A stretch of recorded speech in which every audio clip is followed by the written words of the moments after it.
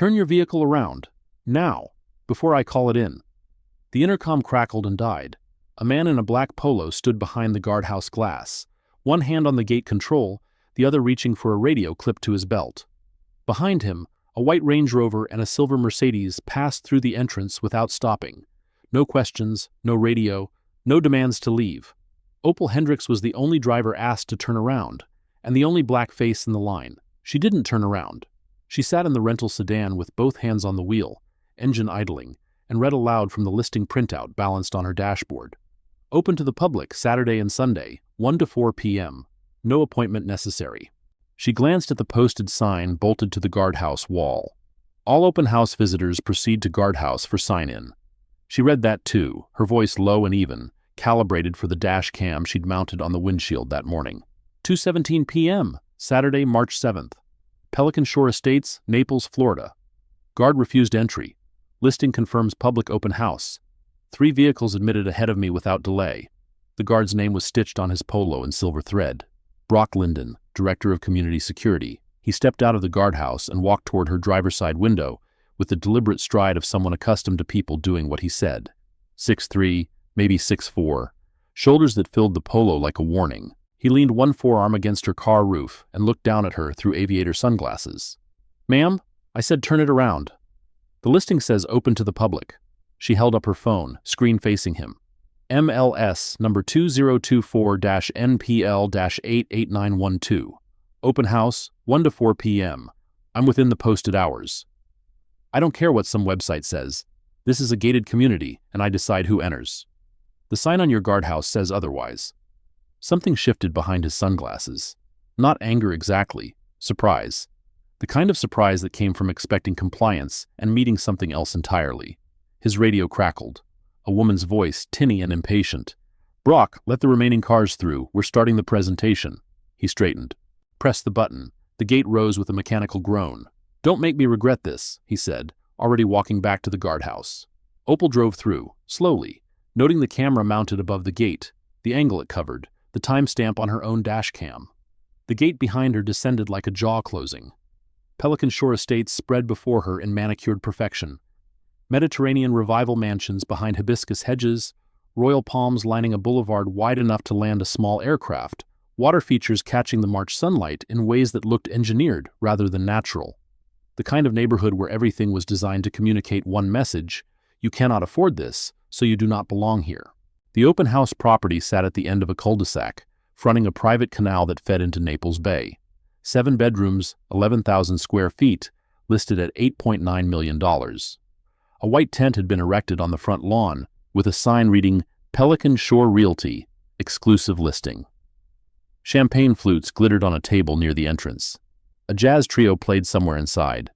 Opal parked at the end of a row of luxury vehicles, Porsches, BMWs, a Bentley Continental, and walked toward the front door in a cotton sundress and flat sandals. No jewelry, no designer bag, nothing that announced wealth or status or the right to occupy this space. She looked by every metric this neighborhood used to sort people, like someone who had wandered in by mistake.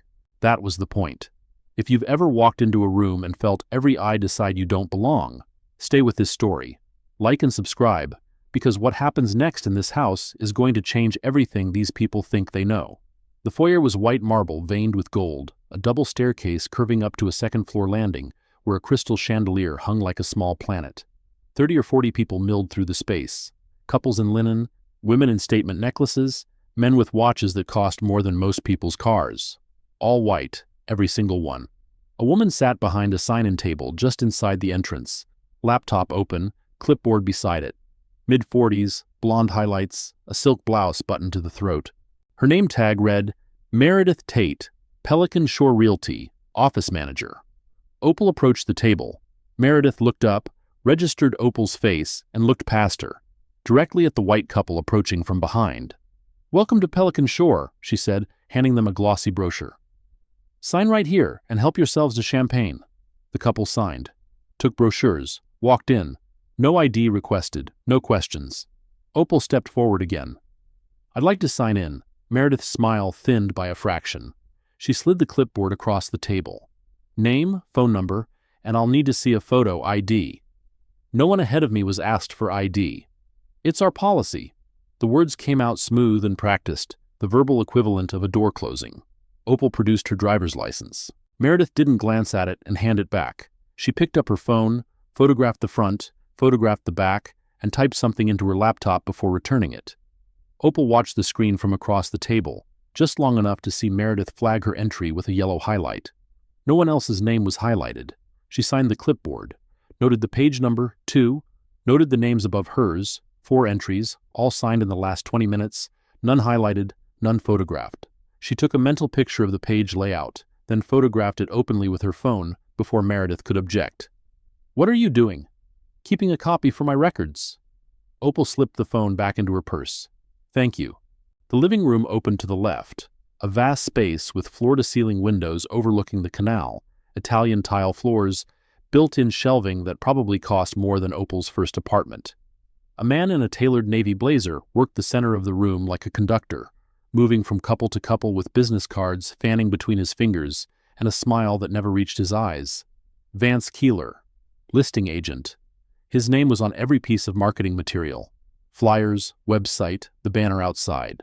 Tall, tanned, the kind of grooming that required products with French names. He'd been in the top 5 for Collier County luxury sales 3 years running, according to the bio on the brochure Opal had picked up from the foyer table. She watched him for 2 full minutes before approaching. In that time, he greeted 6 people, shook hands, made eye contact, offered tours, laughed at something a silver-haired man said about property taxes. He was warm, he was attentive, he was everything a luxury real estate agent was supposed to be, until Opal stepped into his line of sight. The warmth didn't vanish, it recalibrated, the way a thermostat adjusts when someone opens a window. His eyes moved over her sundress, her sandals, the absence of visible wealth, and made a calculation so fast it was almost imperceptible. Almost. "Welcome." "Not welcome to Pelican Shore. Not welcome. Let me show you around." "Just welcome," the verbal equivalent of a nod from across the room. "I had some questions about the property," Opal said. "Of course. What did you want to know?" "Square footage on the main level versus the second floor. The listing says 11,000 total, but the floor plan doesn't break it down." Right. He glanced over her shoulder, checking for someone more important to talk to. "You know, there are some lovely condos on 5th Avenue South, more in the 400 range. Great value. Want me to send you those listings?" She hadn't mentioned a budget. She hadn't mentioned condos. She hadn't mentioned anything except a specific question about square footage that any serious buyer would ask. But Vance Keeler had looked at her and decided what she could afford before she'd said a word about money. "I'm interested in this property," Opal said. "The one we're standing in." Sure, it's a beautiful home." He handed her a brochure, the same one everyone else had received, but his hand released it a beat too quickly, the gesture already finished before it started. "Feel free to look around. Meredith can answer any questions about the open house schedule." He turned away. Not rudely, not in a way that anyone watching would call rude, but decisively, the way you turn away from someone who doesn't matter. 2 seconds later, he was shaking hands with another couple, his warmth restored to full volume, his attention complete. Opal didn't follow him. She stood where she was and watched. In the next 4 minutes, Vance engaged with 2 more visitors. The first, a man in a golf shirt who looked like he'd driven straight from the country club. Vance walked him to the window, pointed out the canal, described the dock capacity, and offered to schedule a private sunset viewing. The second, a woman in her 30s with Cartier earrings and a toddler on her hip. Vance crouched to the child's level, complimented the kid's shoes, then stood and told the mother about the neighborhood's children's programming and the private beach access. Personal attention, tailored information, the full performance of a luxury agent earning his commission. For Opal, a brochure and a suggestion to look at condos. She cataloged the differential treatment, not emotionally, methodically, the way you catalog evidence when you know it will be needed later. 2 interactions, 2 minutes each, observed in real time, documented mentally with the precision of someone who'd been taught that observation without documentation was just anecdote. An anecdote didn't survive cross-examination. She moved through the house. In the hallway between the kitchen and the formal dining room, she encountered Paige Whitfield for the first time. Paige stood with a champagne flute, talking to another woman about the property's community character, a phrase she used 3 times in 30 seconds, each time with the emphasis of someone reciting doctrine. When Opal stepped into the hallway, Paige turned. Her eyes traveled from Opal's sandals to her sundress to her face in a single vertical scan. The visual audit of someone who sorts people by appearance and had already reached her conclusion. "Are you with the catering company?" They usually come through the service entrance. The question landed like a slap, not because it was loud or aggressive, because it was casual, ordinary, the kind of assumption that rolled off Paige Whitfield's tongue without resistance because it had never been challenged. Black woman in a house like this? Must be staff. The logic was seamless and automatic, and generations old. "I'm here for the open house." Opal's voice didn't waver. "Oh." Paige's smile reformed itself, not warmer but wider, the social equivalent of a firewall. "Well, welcome." The words sounded like a gate closing. She turned back to her companion and continued talking about community character, as if Opal had already left. Opal stood in the living room of an $8.9 million house, holding a brochure she'd been handed like a participation trophy, and felt the familiar weight of being sorted. Not rejected, not overtly, not in any way that would survive a complaint. Just deprioritized. Moved to the bottom of the stack. Made to understand, through 1,000 small signals, that this space wasn't for her. She didn't leave. She walked through the house methodically. Kitchen with Wolf appliances and a marble island the size of a small car. Primary suite with a spa bathroom and custom closets that had their own climate control. Home theater. Wine cellar, 6-car garage with epoxy floors and built-in lifts. In every room, she photographed the property disclosure statement, not the way visitors snap pictures for Instagram, but systematically, page by page, edges aligned with the frame, timestamp visible on her phone screen. She photographed the fire suppression panel, the electrical sub-panel label, the water heater capacity plate. Details that meant nothing to someone browsing and everything to someone building a file. On the kitchen counter, she found the deed restriction summary. She read it carefully, then approached Vance, who was demonstrating the built-in espresso machine for an admiring cluster of visitors. "Are the covenants recorded with the Collier County Clerk or held privately by the HOA?" He stopped mid-sentence. The question wasn't casual. It was the kind of question that came from someone who understood property law, or at least someone who'd been briefed by someone who did. I believe they're recorded with the county, but the HOA maintains the operative copy." He recovered quickly. "Are you in real estate?" "I'm interested in the property." The same answer as before, no more information than necessary. "When is the next private showing?" "We can arrange that. Just leave your contact info with Meredith, and we'll reach out." The "we'll reach out" that meant we probably won't. Opal left her phone number with Meredith. Checked her watch. 3:47 p.m. She'd been in the house for 90 minutes. She'd been offered champagne 0 times. She'd been approached by the listing agent once to redirect her to cheaper properties. She'd been asked for photo ID that no one else was asked to produce, and she'd been the only person in the building whose sign-in entry was highlighted on the clipboard. She walked back through the foyer, past the jazz trio, past the champagne table, past the couples who hadn't noticed her arrival and wouldn't notice her departure. At the front door, she paused. The property disclosure statement she'd photographed in the kitchen listed the property as having no pending litigation, no boundary disputes, no known environmental hazards.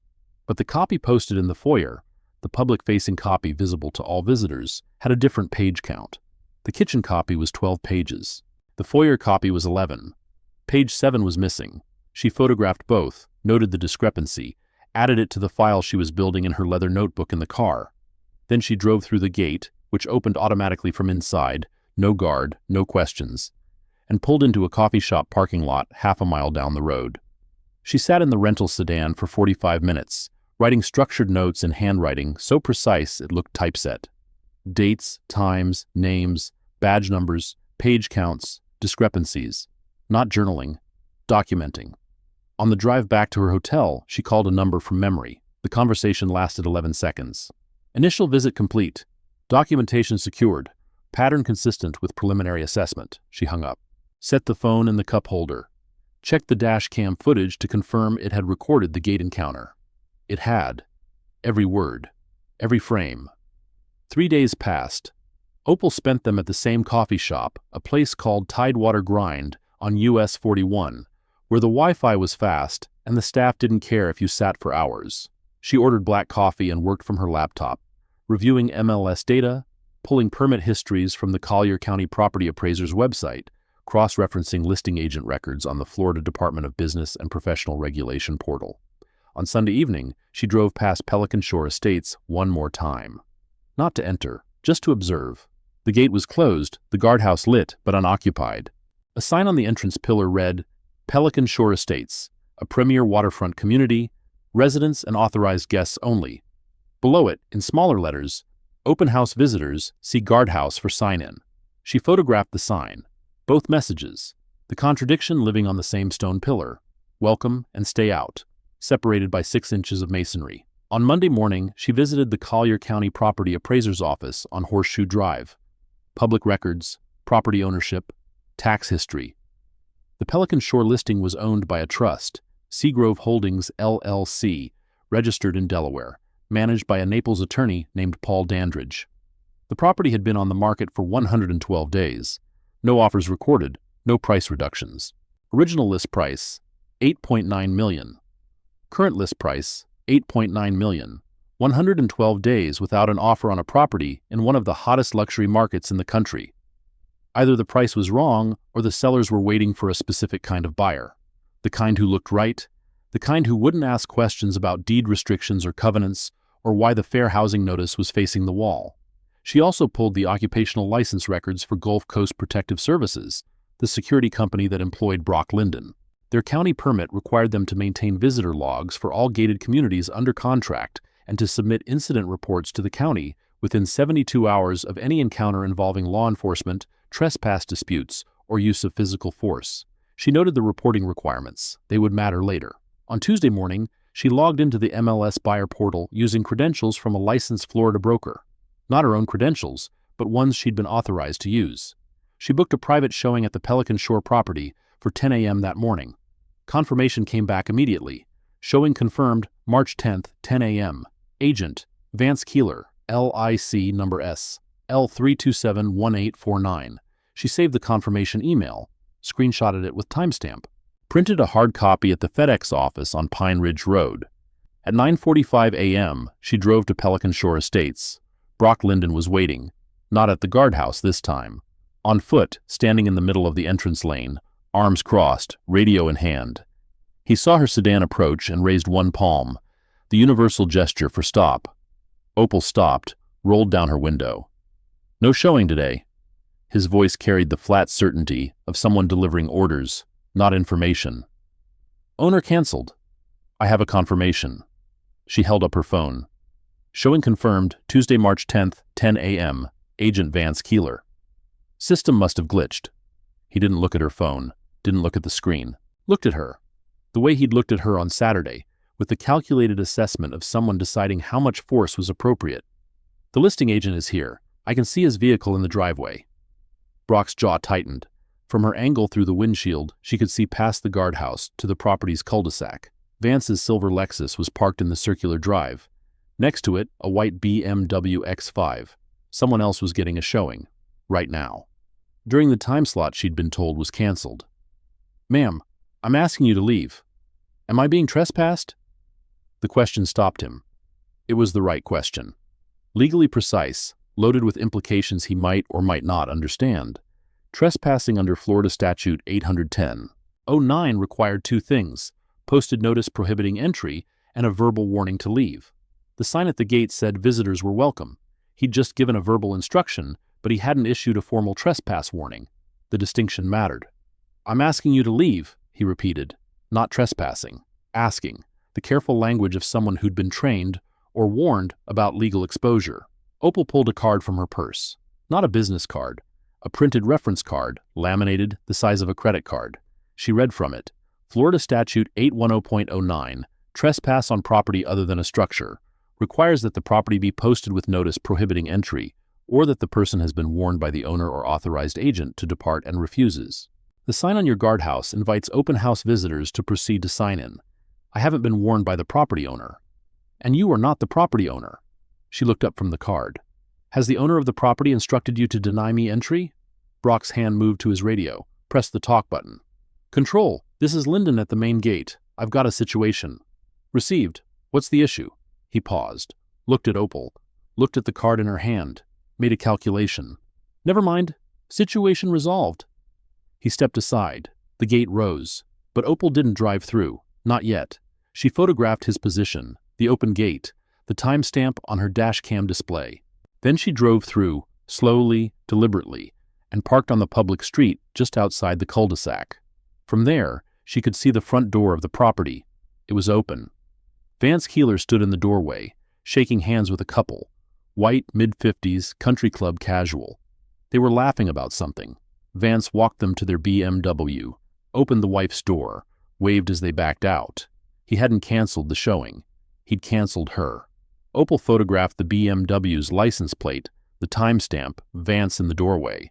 Then she called the Pelican Shore Realty office. Pelican Shore Realty, this is Meredith. This is Opal Hendricks. I had a showing confirmed for this morning at the Pelican Shore listing, and I was told at the gate that it was canceled. A pause. Paper rustling. Let me check. Ms. Hendricks, I'm showing the property is under contract. No more showings at this time. The MLS status shows active. I'm looking at it right now. No pending status, no contract notation. Listing is active as of this moment. A longer pause. I'll have to check with the agent and get back to you. Is Vance Keeler available? I just saw him at the property. He's not in the office right now. I'll pass along your message. The line went dead. Not a goodbye. Not a we'll be in touch. Just silence. Then a click. Opal stared at the phone for a moment. Then she opened a new note and dictated, voice to text. March 10th, 10:22 a.m. Called Pelican Shore Realty main office. Meredith Tate answered. Stated property is under contract. MLS shows active listing, no pending status, no contract notation, as of 10:20 a.m. same day. Requested to speak with Vance Keeler. Told he was not in office. Keeler's vehicle observed in property driveway at time of call. Call duration, approximately 90 seconds. Call terminated by Tate without sign-off. She saved the note, tagged it with date and time. Then she drove 2 blocks south and pulled into the parking lot of a nail salon. From there, she had a distant but workable line of sight to the Pelican Shore entrance. She sat with the engine off, windows down in the March warmth, and waited. At 10:53 a.m., the white BMW X5 emerged from the gate, followed, at 10:58, by Vance Keeler's silver Lexus. He turned north on Gulf Shore Boulevard. The showing was over, the one that had never been canceled for anyone but her. She photographed the Lexus leaving. Timestamp? 10:58 a.m. 16 minutes after Meredith said the property was under contract. 58 minutes after the showing she'd been told didn't exist. The lies were stacking, each one documented, each one timestamped, each one another line in the complaint she hadn't written yet, but was already composing in her mind. Opal sat in her car, engine off, windows cracked to the salt-tinged Gulf air. She opened the MLS portal on her phone and took a screenshot. Listing status active, no pending notation, no change in status since the original posting date. She opened her email and saved the showing confirmation alongside the screenshot. Then she wrote in her leather notebook for 30 minutes. Time, date, every word Brock had said, every word Meredith had said, the license plate of the BMW, the fact that Vance was conducting showings during the time slot she'd been denied. She wrote in block letters, neat and deliberate, the way someone trained in documentation builds an evidentiary record.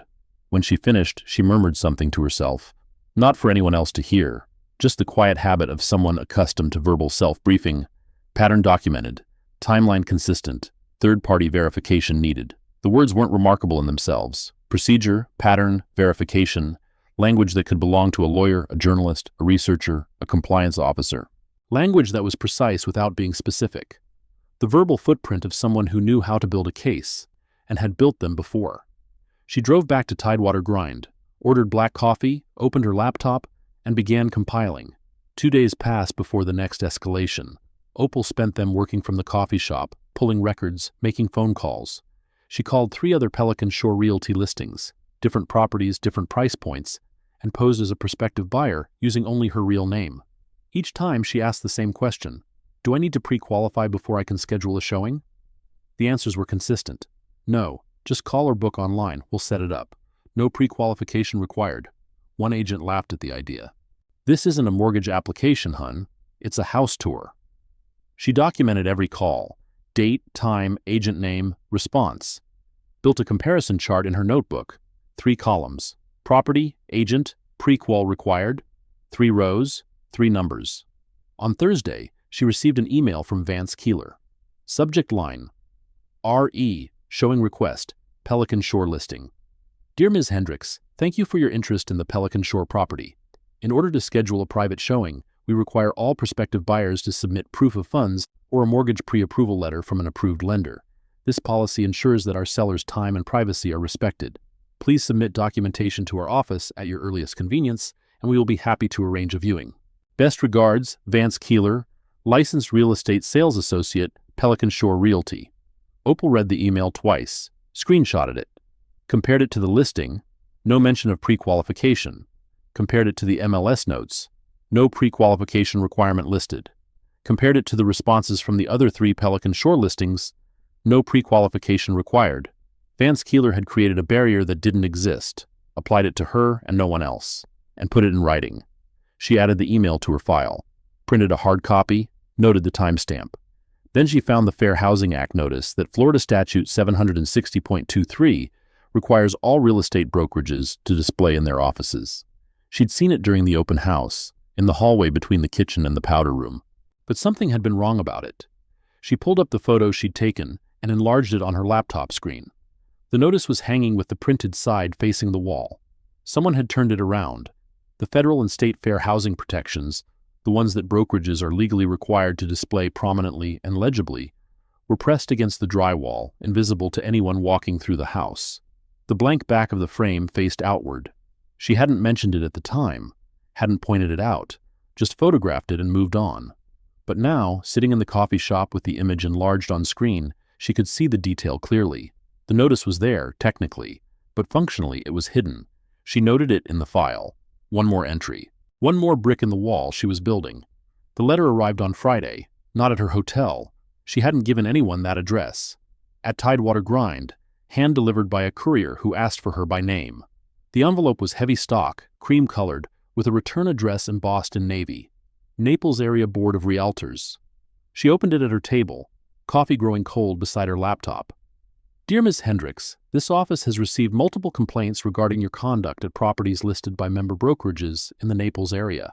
Specifically, complaints allege unauthorized photography of private residences, repeated visits to properties after being asked to leave, and behavior that has caused discomfort to homeowners and their authorized representatives. Please be advised that further unauthorized visits to member-listed properties may result in formal trespass complaints filed pursuant to Florida Statute Section 810.09. We encourage you to work through licensed buyer's representation for any future property inquiries. Sincerely, Commissioner Dean Ashford, Chair, Naples Area Board of Realtors. Opal read the letter once, then again. Then a third time, slowly, mouthing the legal citation. Florida Statute 810.09 required posted notice and a verbal refusal to leave. Neither had occurred. She'd been to the property twice, once during a public open house, once for a confirmed showing that was fraudulently canceled. She'd photographed the property from public spaces and during the open house, which the listing agent had explicitly invited the public to attend.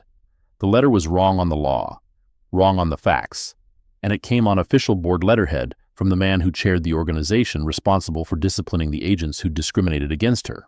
She didn't draft a response. Not yet. Instead, she photographed the letter, front and back, envelope included, noted the courier company name from the delivery receipt, added it to the file. Commissioner Dean Ashford had just put his threat in writing, and writing was evidence. The weekend brought Paige Whitfield. Opal learned about the email campaign from an unlikely source, a 79-year-old white woman named Mrs. Alderman, who lived 2 doors down from the Pelican Shore listing and who, for reasons that would become clear later, had decided to be helpful. They met at Tidewater Grind on Saturday morning. Opal was at her usual table, notebook open, when a woman with white hair and a linen pantsuit sat down across from her without invitation. "You're the woman from the open house." Opal looked up, measured the stranger's expression, not hostile, curious maybe, something else underneath, a quality that older women sometimes develop, a directional stubbornness that points toward fairness rather than away from it. "I'm Opal Hendricks." "I know who you are, honey. Paige Whitfield sent an email about you to every homeowner in the development." She pulled out her phone, scrolled, and turned the screen toward Opal. "Here, read it." The email was dated Thursday, March 12th. Subject line, Security Concerns. Unfamiliar individual at Pelican Shore. Sender, Paige Whitfield. Distribution list, Pelican Shore homeowners. Security concerns. An unfamiliar individual has been observed photographing properties and asking intrusive questions of residents and their guests during recent open house events. This individual has returned multiple times despite being asked to leave. Community security has been notified, and we encourage all homeowners to remain vigilant and report any suspicious activity to Brock Linden directly. Our neighborhood's safety and character depend on all of us watching out for one another. The email didn't mention race. It didn't need to. Unfamiliar individual, intrusive questions, suspicious activity, neighborhood character, the vocabulary of racial exclusion dressed in the grammar of concern. "May I photograph this?" Opal asked. "Photograph away. That's why I'm here." Mrs. Alderman folded her arms. "I've lived in Pelican Shore for 23 years. I've watched Paige Whitfield run that HOA like a country club bouncer. Who gets in, who doesn't, who gets the pool key, who gets fined for their hedge height. I'm too old and too comfortable to care about her approval anymore." Opal photographed the email. Sender, recipients, timestamp, full body text. "Mrs. Alderman, has this happened before? Someone being targeted like this?" The older woman's lips pressed thin. "About 5 years ago, a black family looked at the house across from mine. Nice couple, 2 kids. They came to 3 open houses.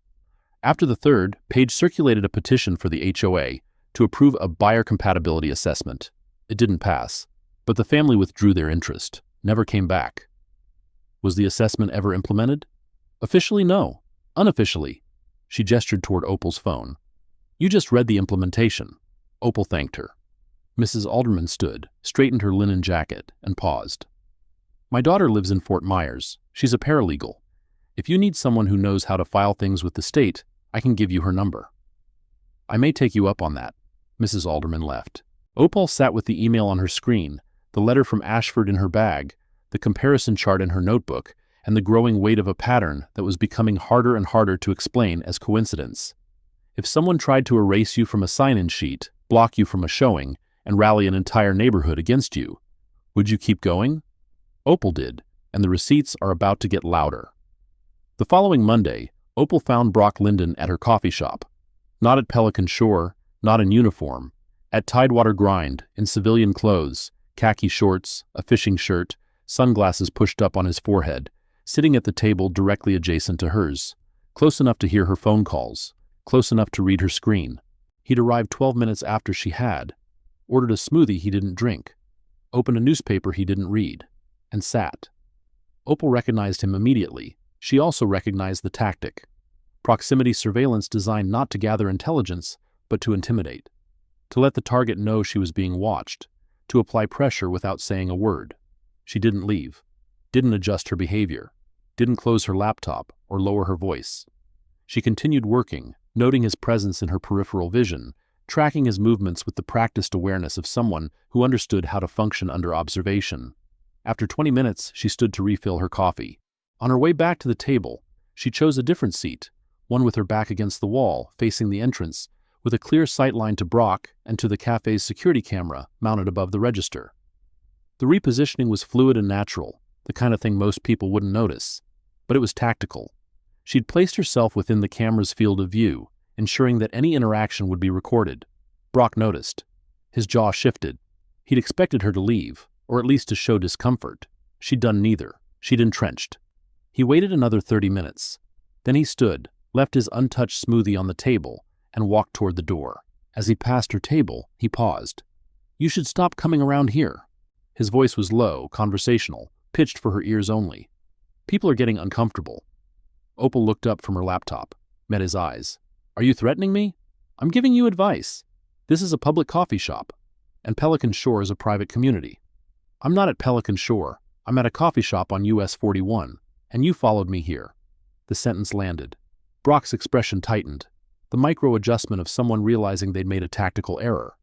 He hadn't expected her to name it, to articulate clearly and for the benefit of anyone within earshot that his presence wasn't coincidental. He left without another word. Opal watched him walk to a black Ford F250 in the parking lot, noted the license plate, the time, 2:41 p.m., and the fact that his parking spot gave him a direct line of sight to her table through the window. He'd chosen it deliberately. She didn't leave immediately. She waited 10 minutes watching through the window as Brock sat in his truck, engine off, staring at the coffee shop entrance. Then he started the engine and pulled out of the lot, turning north on US 41. Opal waited another 5 minutes. Then she packed her laptop, walked to the counter, and asked the barista a question. The man who was sitting at the table next to mine, the big guy in the fishing shirt. Has he been in here before? The barista, a college-age kid with a nose ring and a name tag that read Dylan, shrugged. Yeah, actually, first time was last week. He sat there for like 2 hours, didn't order anything. My manager almost asked him to leave. Then he started ordering smoothies he never drinks. How many times has he been in? 3, maybe 4. Always sits at that same table. Dylan leaned forward. Is he bothering you? Because we can ask him not to come back. No, just curious, thank you. She walked to her car, locked the doors, and called the number. 11 seconds. Update the file. Add physical intimidation, March 15th, 2:41 p.m. Off-duty, civilian clothing, followed subject to secondary location. Barista confirms multiple prior visits. Pattern surveillance, minimum 3 to 4 occasions over the past week. She hung up, sat for a moment, then drove to the Collier County Sheriff's Office non-emergency line and filed a report. Not for the intimidation at the coffee shop. That would be her word against his, and local law enforcement in a county where Pelican Shore residents sat on half the charity boards wasn't going to move quickly on a complaint from an out-of-town black woman against a community security director. Instead, she filed a general report. I wish to document that I am being surveilled and followed by an individual named Brock Linden, employed by Gulf Coast Protective Services, in connection with a dispute regarding access to a real estate open house. This report is filed for documentation purposes. No immediate action requested at this time. The deputy who took the report was professional and indifferent. He typed it into the system, gave her a case number, CCSO-2025-03-15-4891, and told her to call 911 if she felt threatened. She didn't feel threatened. She felt watched, but the report existed now, time-stamped in the county system. Another brick. Then she sat in her car for a moment, hands resting on the wheel, and felt the weight of it. Not fear. She'd moved past fear years ago. Something heavier. The exhaustion of being methodical in the face of malice, of documenting every cut while the cuts kept coming, of knowing that the system she was up against wasn't broken, it was functioning exactly as designed, and the design was meant to exclude people who looked like her. She started the engine, drove back to her hotel, locked the door, sat on the bed with her notebook and the leather case that held her growing collection of printouts, photographs, screenshots, and time-stamped records. The file was thickening, but the pattern wasn't finished. These people were still escalating, and she needed them to, because partial evidence built partial cases, and partial cases produced partial outcomes. She needed the full picture. Every refusal, every fabrication, every threat. She needed them to keep making mistakes. They would. 3 days later, they proved her right. Opal submitted a public records request on Wednesday, March 18th. Florida Statute 119.07, the state's public records law, required government agencies to provide access to public records upon request.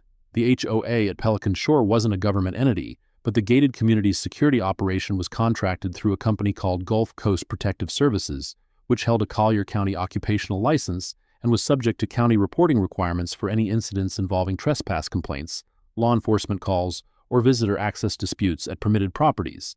The request was surgical. All visitor logs, showing sign-in sheets, and incident reports filed by Gulf Coast Protective Services for Pelican Shore Estates between January 1st and March 15th of the current year. She submitted it electronically through the county clerk's online portal, paid the processing fee by credit card, and saved the confirmation receipt. 4 days later, the records arrived in her email. 112 pages. She spread the printouts across the hotel bed and began reading. The showing logs told a story that statistics made undeniable. Between January and March, 47 private showings had been conducted at the $8.9 million property. 44 buyers were admitted on first request. Gate opened, entry granted, no delays. 3 were delayed, redirected, or denied outright.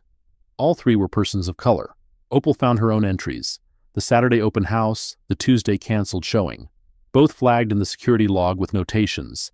Visitor refused initial entry, directed to confirm authorization, and visitor arrival, showing canceled per agent instruction. The third flagged entry belonged to a man named Marcus Teal, who'd requested a showing in February and was told the property was no longer available. The MLS history showed no status change on the date of his visit. He'd been lied to, same as Opal. She read the numbers aloud, her voice steady in the empty hotel room. 47 showings, 44 admitted without delay. 3 obstructed. All 3 persons of color. 0% of white buyers obstructed. 100% of buyers of color obstructed.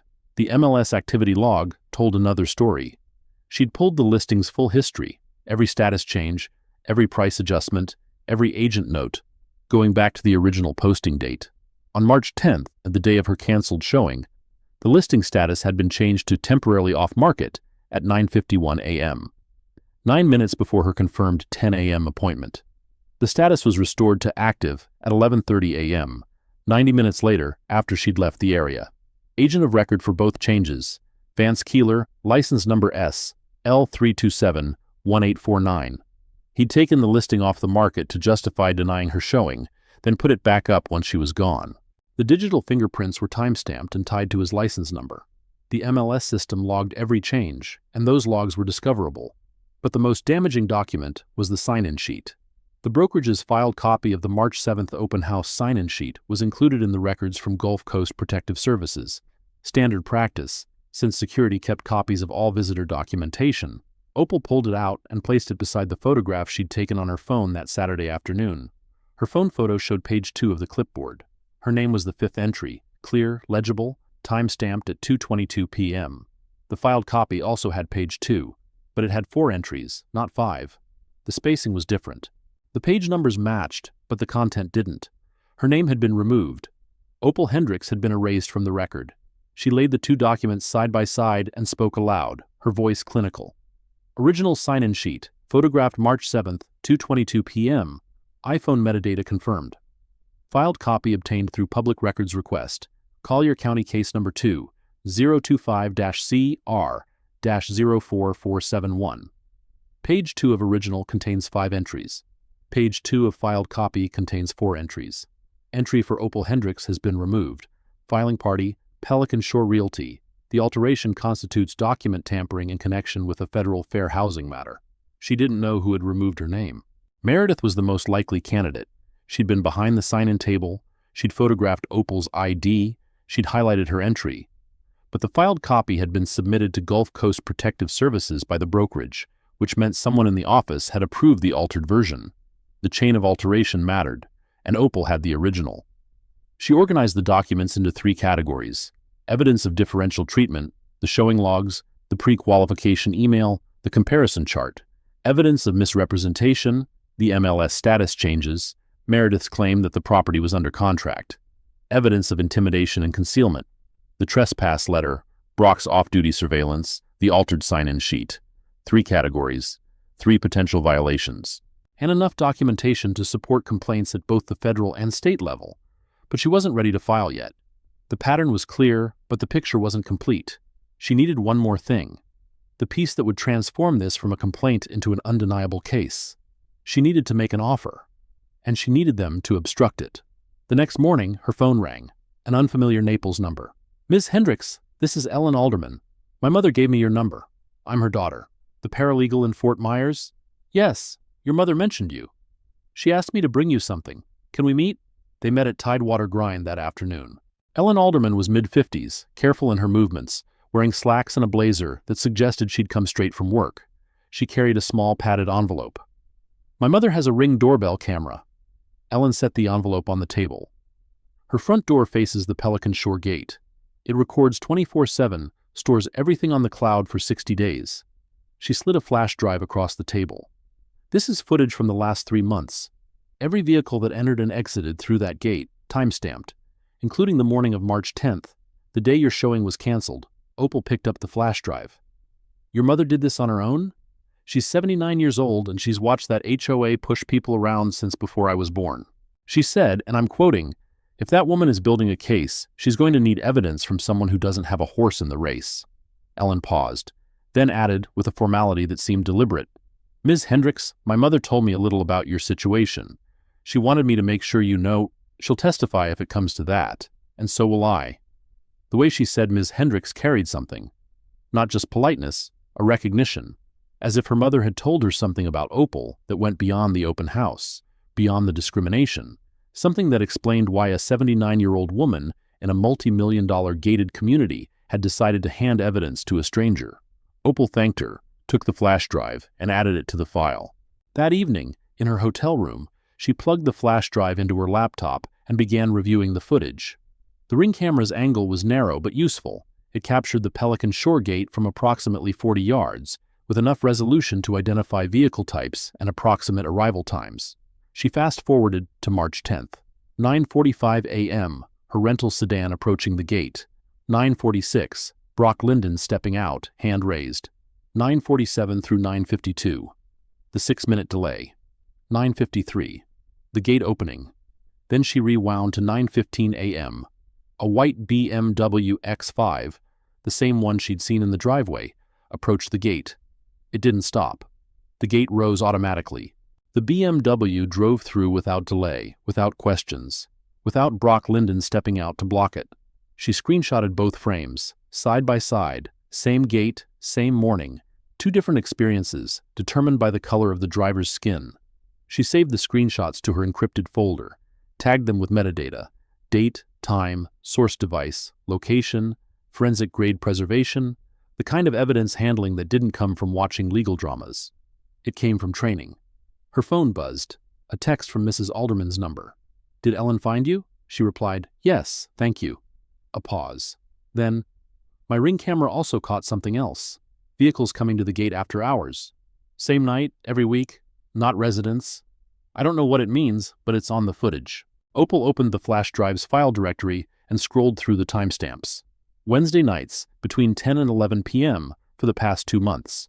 3 to 4 vehicles, none matching resident registrations, entering through the gate with security codes that worked on the first try. It wasn't related to her case, not directly, but someone was using Pelican Shore for meetings that weren't on any HOA calendar, and those meetings were happening with security's cooperation, which meant Brock Linden knew about them, which meant they were either authorized by the HOA board or concealed from it. She flagged the footage, didn't pursue it, not yet, one case at a time, but the file was growing, and the picture was becoming clearer. The physical confrontation happened on Friday. Opal had returned to Pelican Shore, not to the property, but to the community's public beach access point, which was deeded to Collier County and accessible to all residents of the county, regardless of community membership. The access path ran along the eastern edge of the development, separated from the homes by a 6-foot privacy wall. Legally, she was on public property. Practically, she was within sight of people who didn't want her there. She was photographing the public beach access sign, which documented the county easement and the legal right of non-residents to use the path, when Brock Linden appeared from behind the privacy wall. This time, he wasn't calm. His face was flushed, jaw clenched, his stride aggressive and closed, the posture of a man who'd decided something before he rounded the corner. His voice was loud enough to carry across the sand, sharp enough to make a woman walking her dog 50 yards down the beach stop and stare. "I told you to stop coming here. I'm on county property." She kept her phone raised, camera active. "This beach access is a public easement. It's posted right there on the sign." "I don't care what's posted. You're harassing our residents, and I'm going to put a stop to it." He closed the distance in 3 steps. His hand shot out and closed around her right wrist, the one holding the phone. His grip was immediate and professional, thumb pressing into the tendons on the underside of her forearm, forcing her fingers open. It was a control hold, the kind of restraint that security personnel and law enforcement learned in defensive tactics courses, applied with precision, applied with force. Her phone slipped from her fingers and hit the sand screen down. "Let go of my arm." Her voice stayed level despite the flare of pain radiating from her wrist up through her elbow. Not a shout, not a plea, a command, the kind of directive that came from somewhere deeper than the moment. "Give me the phone. You are assaulting me on public property. Let go of my arm now." He didn't let go. He squeezed harder, twisting her wrist inward in a technique called a gooseneck, bending the hand toward the forearm to force compliance through pain.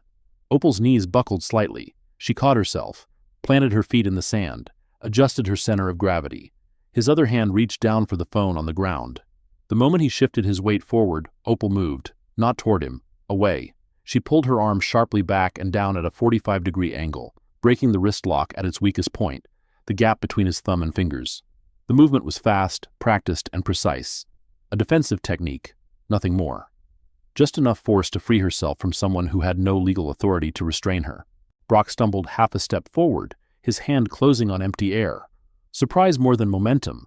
He hadn't expected resistance that effective from a woman in a sundress and sandals. "You just assaulted a security officer," he said, straightening. His fists clenched at his sides. His right foot shifted forward, a fighting stance, maybe unconscious, maybe not. "You grabbed me, on county property, without legal authority, without a trespass warning, without probable cause for any crime."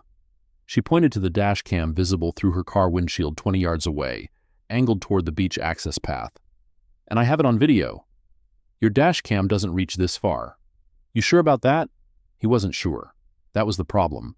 He stood there, breathing hard, the veins in his neck visible, calculating whether the camera had recorded him grabbing a woman half his size on public property, whether the woman with the dog down the beach had seen it, whether his employer's county permit, the one that required incident reports for any use of physical force, would survive what he'd just done.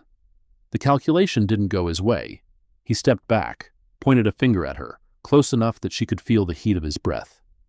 "This isn't over." "No," Opal said, bending to pick up her phone, screen cracked in a spiderweb pattern from the impact but still recording, green dot active in the corner. "It isn't." He stalked back through the gap in the privacy wall. His footsteps were heavy in the sand, each one carrying the particular fury of a man who was used to being obeyed and had just been refused.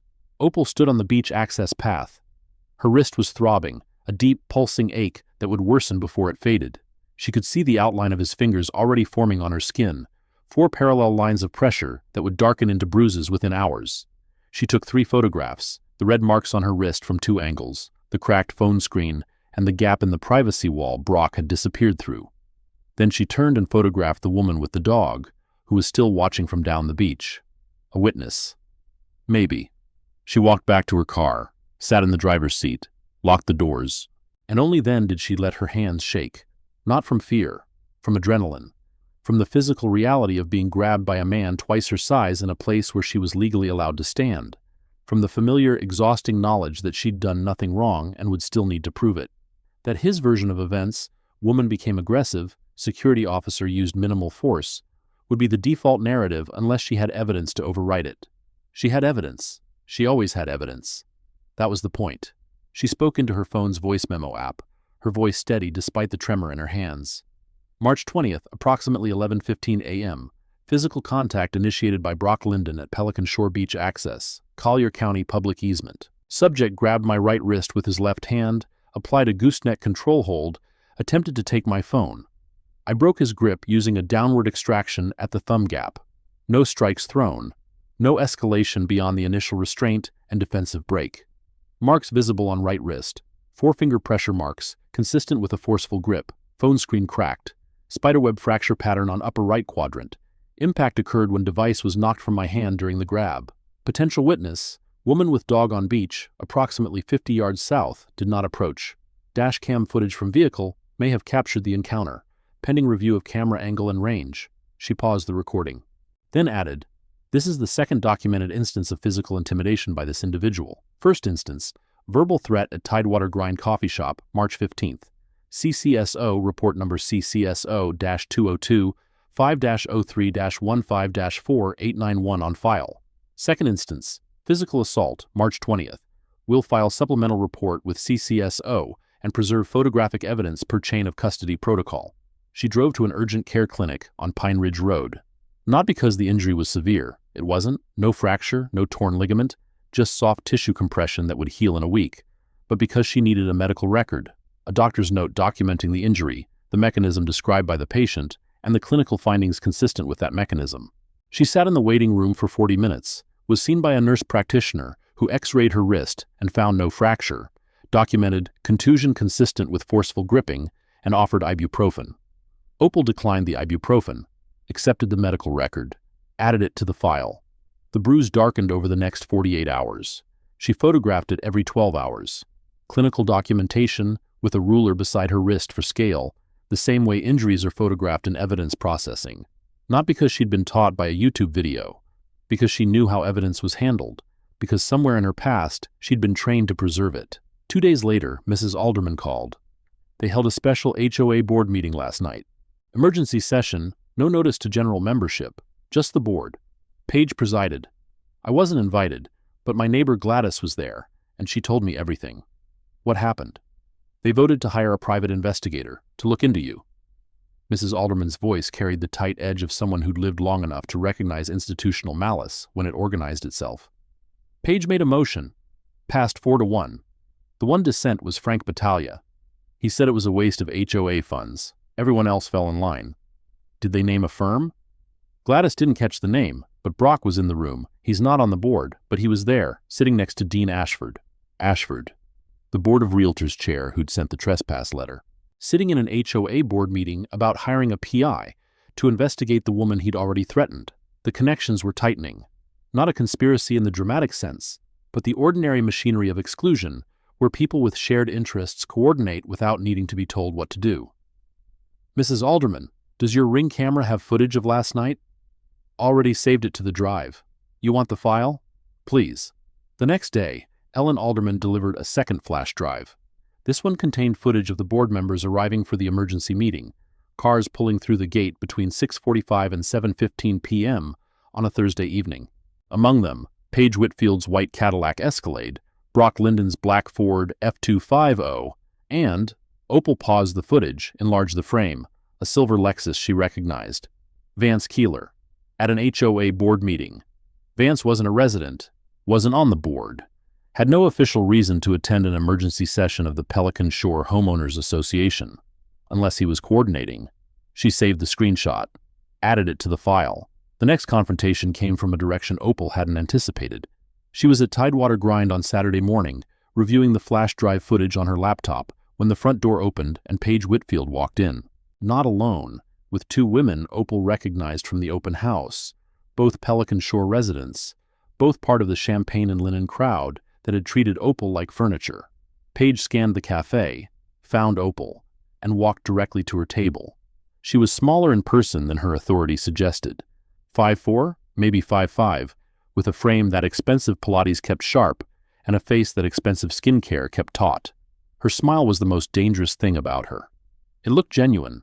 It wasn't. Ms. Hendricks. The name came out sweet and precise, like a needle wrapped in silk. I thought I might find you here. Dylan tells me you're practically a regular. She'd asked the barista about Opal's habits, another piece of surveillance masquerading as small talk. Can I help you? Opal closed her laptop screen. Not fast enough. Paige's eyes had already flicked to it, registered the video player, the paused frame of cars at the Pelican Shore gate. I wanted to introduce myself properly. I'm Paige Whitfield. I'm president of the Pelican Shore Homeowners Association, and I think we got off on the wrong foot. You asked if I was with the catering company. The smile didn't waver. I apologize for that. It was a busy day, and I made an assumption I shouldn't have. But I'm here now because I think this whole situation has gotten out of hand, and I'd like to resolve it. What situation is that? Paige sat down without being invited. Her two companions stood behind her like seconds at a duel. The complaints, the photography, the records requests. My residents are feeling harassed, and frankly, so am I, all because of a misunderstanding at an open house. It wasn't a misunderstanding. Opal's voice stayed even, but the undercurrent was steel. I was denied entry at the gate. I was redirected to cheaper properties by the listing agent. My sign-in was removed from the visitor log. My confirmed showing was fraudulently canceled. I was sent a trespass threat that misapplied state law. I was physically assaulted by your security director on public property, and you circulated an email to every homeowner describing me as a suspicious individual, without mentioning my race because you didn't need to. She listed each item without inflection, without emotion, the way someone reads a bill of particulars. Paige's companions shifted uncomfortably. One of them, a woman in her 60s with a tennis bracelet and a permanent tan, looked at Paige as if seeing her from a new angle. Paige recovered quickly. Those are your interpretations. There are always two sides. There are also documents, timestamps, photographs, medical records, and footage. The word footage hit differently. Paige's eyes narrowed. A micro-expression, there and gone. But Opal caught it. Paige didn't know about the Ring camera. Didn't know Mrs. Alderman's front door had been watching the gate for 3 months. Didn't know her emergency board meeting, the one that wasn't announced to general membership, was recorded from 40 yards away, with time-stamped video showing every attendee. I'm trying to be reasonable here. Paige's voice dropped into a lower register. The silk was coming off the needle. You're a visitor to this community. I'm a permanent resident with a fiduciary responsibility to protect property values and neighborhood safety. If you push this, you're going to find that the resources on my side of the table are considerable. Is that a threat? It's a reality check. Paige leaned forward. Do you have any idea what kind of legal fees it takes to fight an HOA in Collier County? Do you know how many attorneys in this town are on retainer to associations exactly like mine? We will bury you in paper. And when we're done, you'll have spent more on lawyers than that house is worth. The companion with the tennis bracelet put a hand on Paige's arm. Paige, maybe we should... I'm talking. Paige didn't look away from Opal. Drop the complaints, stop the records requests, leave Pelican Shore alone, and we'll forget this ever happened. Opal looked at her for a long moment. Then she reached into her bag, pulled out her leather notebook, clicked her pen, and wrote something down. The scratch of pen on paper was the loudest sound at the table. What are you writing? The date, time, and content of what you just said. For my records. Paige's face went red. Not with embarrassment, with fury. The mask cracked just for a second, and underneath was something raw and ugly and old. The face of a woman who had never been told no by someone she considered beneath her. She stood. Her chair scraped against the tile floor. She snatched her purse from the table, knocking Opal's coffee cup with her forearm. Not accidentally, not gently, but with the sharp, deliberate motion of someone who wanted to cause damage without admitting intent. The cup tipped, spun, and sent a wave of black coffee across the table, across Opal's laptop keyboard, across the notebook she'd been writing in. Oh, I'm so sorry. Paige's voice was sweet again. Performative. The apology of someone who wasn't sorry at all. How clumsy of me. Opal looked at the coffee pooling on her laptop. The screen flickered once, twice, then went dark. 3 months of field notes. Backed up, always backed up, but the hardware was damaged. The notebook was soaked. The ink on the page she'd just written was running into dark rivers. She didn't stand. Didn't shout. Didn't give Paige the reaction she was looking for. She reached into her bag, pulled out a plastic evidence sleeve, the kind sold at office supply stores, but used primarily by people who preserve documents that might become exhibits, and slid the wet notebook into it. Sealed the top, set it aside. Then she pulled a napkin from the dispenser, dried her hands, and looked up. Your apology is noted. So is the property damage. She glanced at the ceiling. And so is the security camera. Paige followed her gaze. Above the register, a dome camera with a blinking red light pointed directly at their table. The camera that Opal had positioned herself under weeks ago. The camera she'd been sitting within range of every single time she worked at Tidewater Grind. Not by habit, by design. Because Opal Hendricks didn't sit anywhere by accident. Paige's mouth opened, closed. She turned and walked toward the exit.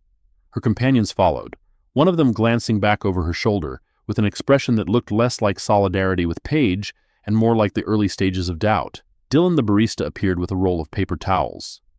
You okay? I saw the whole thing. She did that on purpose. Would you be willing to write down what you saw? Date, time, what happened? Yeah, absolutely. She deliberately knocked your stuff over. That wasn't an accident. She hit the cup with her arm on the swing. He wrote a statement on a napkin. Date, time, description of the incident. Signed it and handed it to Opal. She placed it in a fresh evidence sleeve beside the sealed notebook. She assessed the laptop damage. Screen dead, but the SSD inside was likely intact. The backup existed on 2 encrypted cloud servers and a physical drive locked in her hotel room safe. Nothing was lost, but the laptop itself was evidence now. Coffee damage inflicted during a witnessed intimidation encounter, captured on a security camera, corroborated by a written statement. She added it to the file. That night, she bought a replacement laptop from the Best Buy on Airport Pulling Road, transferred her files from the cloud backup, continued working. The file now contained 47 pages of showing logs, MLS activity records with agent-level timestamps, comparison charts showing differential pre-qualification requirements, 2 flash drives of Ring camera footage, a medical record documenting wrist contusion, a Collier County Sheriff's Office report, a threatening letter from the Board of Realtors chair on official letterhead, photographs of a bruised wrist with 12-hour interval documentation using a ruler for scale, a coffee-damaged laptop in a sealed bag, a soaked notebook in an evidence sleeve, a barista's signed witness statement, video from an HOA emergency board meeting showing the listing agent, the security director, and the board chair in the same room, coordinating a response to a woman whose only offense was trying to buy a house while black, and the sign-in sheet, the original, photographed on her phone with metadata intact, showing 5 entries on page 2, next to the filed copy showing 4 entries on the same page, her name removed. Opal looked at all of it spread across the hotel bed like an atlas of institutional malice. each piece small on its own. Together they formed a picture that couldn't be explained away as misunderstanding, couldn't be dismissed as exaggeration, couldn't be buried under expensive attorneys and motions to quash. The picture was clear, a coordinated pattern of racial discrimination in the sale of housing, carried out by a network of individuals who believed their gait and their money and their whiteness made them untouchable. She made a decision. It was time. She picked up her phone and called a number she'd been holding in reserve since before she arrived in Naples. A man answered on the second ring. "Terrence, it's Opal. I was wondering when you'd call. How bad is it?"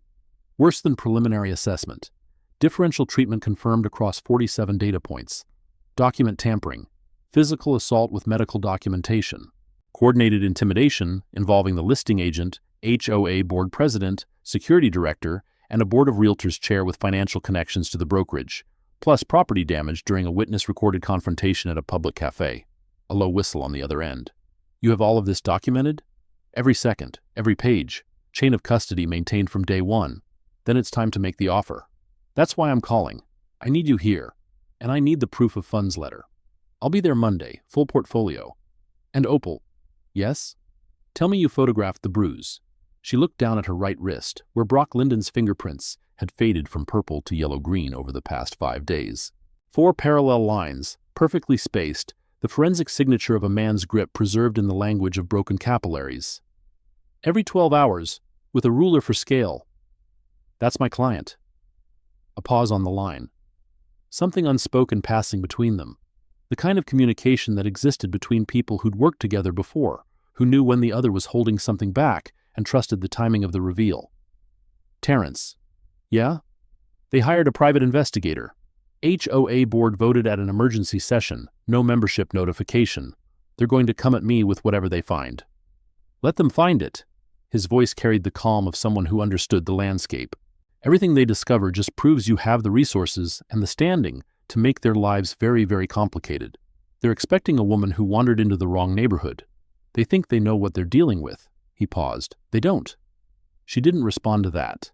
Not yet. The reveal would come when it was ready, not a moment sooner. She'd learned that power kept in reserve was more dangerous than power displayed. That the element of surprise was not just a principle, it was a strategy. The strategy that had built her career, funded her firm, and brought her to Naples in a rental sedan and a cotton sundress to see exactly what happened when a black woman tried to buy a $9 million house. Now she knew. "Monday," she said, "bring everything." "Already packed." She hung up, set the phone down, stared out the hotel window at the Gulf of Mexico, where the sun was setting in that particular shade of orange that Naples was famous for, the color of wealth, of leisure, of a coastline that had been packaged and sold to people who believed that enough money could buy them a world without friction. They were about to find out that some friction doesn't care how much you paid for the view. Opal opened her new laptop, created a fresh document, titled it, "Formal Complaint, Preliminary Draft." She wrote for 3 hours, citing real statutes, attaching real evidence, building the architecture of a complaint that would land on desks at the U.S. Department of Housing and Urban Development, the Florida Department of Business and Professional Regulation, the Collier County NAACP, and the National Fair Housing Alliance, simultaneously on the same morning, with the force of a case built not on emotion, but on 47 data points, and a chain of custody that would survive any challenge. When she finished, the document was 11 pages long. Every statute was real. Every date was verified. Every claim was supported by documentation she could produce on demand. The file was ready. The offer was coming. The man who would deliver it was already booked on a Monday morning flight from Miami. And nobody at Pelican Shore Realty. Not Vance Keeler with his selective warmth and his pre-qualification requirements that didn't exist. Not Meredith Tate with her highlighted spreadsheets and her missing sign-in pages. Not Brock Linden with his grip strength and his fishing shirt surveillance. Not Paige Whitfield with her HOA emails and her coffee cup theatrics and her threats about legal fees. Not Dean Ashford with his letters on board letterhead and his seat at emergency meetings he had no business attending, had any idea what was about to walk through their door. They had looked at Opal Hendricks and seen a woman who didn't belong, had judged her by her sundress and her sandals and the color of her skin, had built a wall of bureaucracy and intimidation and physical force and coordinated exclusion, confident that the wall would hold, that it always held, that it had held for decades in communities exactly like this one, where the gates opened for some and closed for others, and the people behind the gate slept well because no one ever came back. No one ever came back with receipts. Opal Hendricks had receipts. 47 pages of them. Time-stamped, authenticated, cross-referenced, backed up on encrypted servers and physical drives and a cracked phone that was still recording when it hit the sand. And on Monday morning, when Terrence Griggs walked into Pelican Shore Realty with a leather portfolio and a proof of funds letter showing $14.7 million in liquid assets, every person who had dismissed her, redirected her, blocked her, grabbed her, threatened her, and erased her name from a sign-in sheet was going to learn a lesson that no amount of gated community money could unlearn. Some people don't wander into the wrong neighborhood. Some people walk in on purpose. If you think they made a mistake ignoring her, you're right, but you haven't seen anything yet. Subscribe and hit that notification bell, because part 2 is where the receipts go from a folder to a reckoning. Monday morning arrived the way trouble does. Quiet at first, dressed in ordinary clothes. Terrence Griggs landed at Southwest Florida International at 8:14 a.m. He was carrying a leather portfolio that weighed 4 pounds and contained documents that would dismantle 3 careers before lunch. He was also carrying a garment bag with a 3-piece suit he hadn't planned on wearing until the courtroom phase. But Opal had said, "Bring everything," and when Opal said everything, she meant it. She picked him up at the terminal in the rental sedan. He climbed in, set the portfolio on his lap, and looked at her for a long moment. Terrence was 53, silver-templed, with the build of a man who'd played college basketball 30 years ago and hadn't entirely stopped moving since. Licensed broker in Florida, Georgia, and New York. 15 years of luxury real estate transactions, and for the past 6 years, Opal Hendricks' personal buyer's agent, which meant he'd learned to read her moods the way navigators read weather. "You look tired." He buckled his seatbelt. "I've been busy. How's the wrist?" She held up her right hand. The bruise had faded to a sickly greenish yellow, the finger marks still faintly visible if you knew where to look. "Documented. Medical record on file. Photographs every 12 hours for 5 days. Good." He opened the portfolio and pulled out a single sheet on First Republic Private Bank letterhead. Proof of funds. Certified as of Friday. Available liquid assets, $14.7 million. The letter names Apex Meridian Capital LLC as the purchasing entity and you as managing partner and sole signatory. She glanced at the letter. "And the offer?" $9.2 million. All cash, 30-day close. No contingencies. Standard Florida Association of Realtors contract, not a single unusual term. He closed the portfolio. The cleanest offer that property has seen in 112 days on market. Probably the cleanest offer it will ever see. They'll try to reject it. They can't. Not without cause. And turning down a full-price cash offer with no contingencies from a qualified buyer, while simultaneously having obstructed that buyer's access over 3 weeks of documented discrimination, would be the single stupidest legal decision a brokerage could make. Even Vance Keeler isn't that stupid. "You haven't met him." Terrence smiled. It was not a warm smile. It was the smile of a man who had sat across from 100 agents who thought their commission entitled them to decide who deserved to buy a house.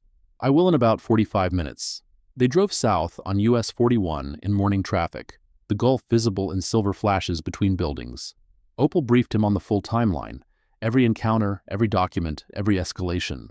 Terrence listened without interrupting, the way he always listened during case preparation, completely, retaining everything, building his own architecture of the facts alongside hers. When she finished, he was quiet for a moment. "The sign-in sheet is devastating. Document tampering in connection with a fair housing complaint. That's not just a FREC violation. That's potential obstruction if HUD refers it to DOJ. "I know. And the ring camera footage of Keeler at the board meeting. He's not a resident, not a board member. His presence at an emergency session called specifically to discuss you. That's coordination. That turns individual bad acts into a pattern, a practice. I know. Opal." He turned to face her. "Are you sure you want to buy this house? Because you could file the complaint, pursue the civil claim, and walk away with a settlement that would make the property price look like a down payment." She didn't answer immediately. She drove past a row of palm trees that lined the boulevard like sentries, past the turnoff to Pelican Shore Estates, past the guardhouse where Brock Linden had told her to turn around 3 weeks ago. "I want to buy the house," she said, "because buying the house means they failed. The gate didn't work. The lies didn't work. The threats and the grabbing and the emails and the letters and the erased sign-in sheet, none of it worked. I want to live in that house, and I want them to know that every single thing they did to stop me is now in a federal file." Terrence nodded. "Then let's go buy a house." Pelican Shore Realty occupied a ground-floor suite in a stucco office building on 10th Street South, 3 blocks from the beach. The kind of address that charged premium rent for proximity to wealth. Frosted glass doors, brass lettering, a reception area decorated in the muted blues and sandy neutrals that luxury real estate firms use to communicate taste and exclusivity. They arrived at 9:45 a.m. Opal had changed from her sundress into business clothes, a charcoal blazer, cream blouse, tailored slacks. Not because the clothes mattered to her case, because the clothes would matter to their reaction. The cognitive dissonance of seeing the woman they'd dismissed now dressed in the uniform of authority. She wanted them to feel that dissonance, wanted it to land before a single word was spoken. Terrence held the door. They walked in together. Meredith Tate was behind the front desk. Her fingers were on a keyboard. Her eyes moved from the keyboard to the door, registered Terrence, a black man in a 3-piece suit carrying a leather portfolio, and then moved to Opal. Recognition was immediate. Meredith's hands stopped typing. Her posture shifted. A straightening of the spine that wasn't confidence but alarm. The woman she'd photographed and highlighted and later erased from a sign-in sheet was standing in her office. Not in a sundress and sandals, in clothes that cost more than Meredith's monthly commission. "Good morning." Terrence stepped forward. His voice carried the practiced warmth of a man who'd negotiated 1,000 deals and lost none of the courtesy. "I'm Terrence Griggs, licensed real estate broker, Florida license number BK7142063. I'm here on behalf of my client to submit a formal purchase offer on MLS, listing 2024-NPL-88912. Is the listing agent available?" Meredith opened her mouth, closed it, opened it again. "Mr. Keeler is... Let me check if he's in." "His car's in the parking lot." Opal spoke for the first time. Quiet, factual. The observation of someone who had learned to notice everything. Meredith's hand moved toward the desk phone. She pressed an intercom button. "Vance, there's someone here about the Pelican Shore listing." A pause. Then Vance Keeler emerged from a back office, coffee mug in hand, the casual stride of a man in his own kingdom. He saw Terrence first, assessed the suit, the portfolio, the broker-to-broker energy, and extended a hand automatically. Then he saw Opal. The hand froze mid-extension. His face went through a sequence of expressions that would have been comical in different circumstances. Surprise, confusion, recognition, and finally the particular shade of pale that comes from realizing you've been outsmarted by someone you never bothered to take seriously. "Mr. Keeler." Terrence completed the handshake Vance had started, gripping the frozen hand and shaking it with professional firmness. "Terrence Griggs. I represent Opal Hendricks, managing partner of Apex Meridian Capital LLC. We're here to submit a formal cash offer on the Pelican Shore property." He set the portfolio on the reception counter, opened it, removed the first document, the proof of funds letter on First Republic letterhead, and placed it face up where both Vance and Meredith could read it. "Certified proof of funds, dated March 25th. Available liquid assets held by Apex Meridian Capital, $14.7 million. Offer amount, $9.2 million, all cash, 30-day close, no contingencies. Standard FAR contract executed and ready for seller presentation." If you thought this was just about a house, it's not. It never was. This is the moment everything changes. Like this video right now if you want to see what happens when the receipts hit the table. The silence in the office lasted 4 seconds. 4 seconds during which Vance Keeler's entire understanding of the past 3 weeks reorganized itself. The woman in the sundress. The woman he'd redirected to condos. The woman whose showing he'd canceled, whose sign-in he'd allowed to be erased, whose pre-qualification he'd fabricated. She wasn't a tourist who'd wandered into the wrong open house. She was a managing partner of a private equity firm with $14.7 million in liquid assets, and she'd spent 3 weeks documenting every single thing he'd done to stop her from buying a house she could have purchased twice over. We should sit down." Vance's voice had lost its polish. The luxury agent's warmth was gone, replaced by the careful tone of someone who'd just realized he was standing in a minefield. "My office, please." "Here is fine." Opal remained standing. "What I have to say should be on the record, and I'd like Ms. Tate to hear it as well." Behind them, the frosted glass door opened. A woman in her 30s entered. Dark suit, briefcase, the deliberate stride of someone whose time was billed in 6-minute increments. Terrence had arranged for her arrival at 10 a.m., 15 minutes after their own. "This is Camille Rowan, paralegal with the firm of Whitaker, Drummond & Associates, Miami. She's here to ensure proper documentation of today's proceedings." Camille set her briefcase on the counter, opened it, and removed a digital recorder. She pressed record. The red light blinked. Vance's eyes moved from the recorder to the proof of funds letter to Opal's face and back. The calculation happening behind his eyes was almost visible. How much trouble am I in? How do I make this go away? Who do I call? Ms. Hendricks? His voice attempted a recovery of professional composure. I want to apologize for any inconvenience you may have experienced. If there were any miscommunications about showing availability, I take full responsibility and— Let me stop you there. Opal's voice was level, unhurried, and precise. This isn't a conversation about miscommunication. This is a formal offer submission accompanied by a notice of documented fair housing violations. I'll let Mr. Griggs present the details. Terrence removed a second folder from the portfolio, heavier than the first. He opened it on the counter and began reading, his voice carrying the measured cadence of a man who understood that every word was being recorded. On March 7th of this year, my client attended a public open house at the Pelican Shore property. Upon arrival, she was denied entry at the community gate by Security Director Brock Linden, despite the listing advertising open public access. 3 vehicles ahead of her were admitted without delay. My client was the only person of color in the line, and the only person stopped. He turned a page. Upon entering the property, my client was required to produce photo identification by Office Manager Meredith Tate. No other visitor that afternoon was asked for ID. Ms. Tate photographed my client's driver's license, front and back, and flagged her sign-in entry with a yellow highlight. No other entry was highlighted. He paused. Let that settle. Subsequently, my client's entry was removed from the sign-in sheet, filed with the brokerage's security contractor. My client photographed the original sign-in sheet at 2:22 p.m. on March 7th. That photograph, with iPhone metadata intact, shows her name as the 5th entry on page 2. The filed copy, obtained through a Collier County Public Records request, case number 2025-CR-044471, shows only 4 entries on the same page. My client's name has been deleted. Meredith's face had gone the color of old paper. Her hands were flat on the desk, fingers spread, as if the surface were the only thing holding her upright. Terrence continued. On March 10th, my client booked a private showing through the MLS buyer portal. Confirmation was received via email at 9:37 a.m., showing confirmed 10 a.m., Agent Vance Keeler. Upon arrival, my client was told by Security Director Linden that the showing had been canceled. MLS activity logs, obtained through broker-level access, show that the listing status was changed to temporarily off-market at 9:51 a.m. on March 10th, 9 minutes before the confirmed showing. The status was restored to active at 11:30 a.m. the same day. Agent of record for both status changes, Vance Keeler, license number SL3271849. He looked at Vance. During the period my client was told the showing was canceled, another buyer, white, no appointment visible on the public portal, was given a private showing.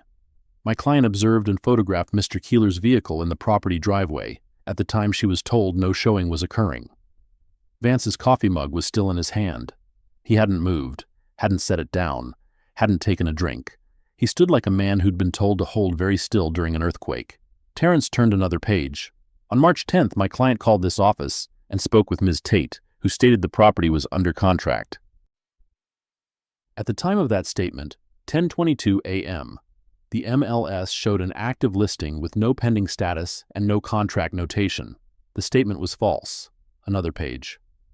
On March 12th, my client received an email from Mr. Keeler requiring pre-qualification documentation before a showing could be scheduled. My client subsequently contacted 3 other Pelican Shore Realty listings. None required pre-qualification for showings. The requirement was fabricated and applied exclusively to my client. Vance set the coffee mug down. His hand was shaking. On March 12th, Commissioner Dean Ashford, chair of the Naples Area Board of Realtors, sent my client a letter on official board letterhead threatening trespass charges under Florida Statute 810.09. The letter misapplied the statute. 810.09 requires posted notice prohibiting entry and a verbal request to leave, neither of which had occurred. That letter is now part of the federal complaint file. Terrence paused, drew a breath. The recorder's red light blinked steadily. On March 15th, Security Director Brock Linden followed my client to Tidewater Grind Coffee Shop on US 41. Off-duty, civilian clothes.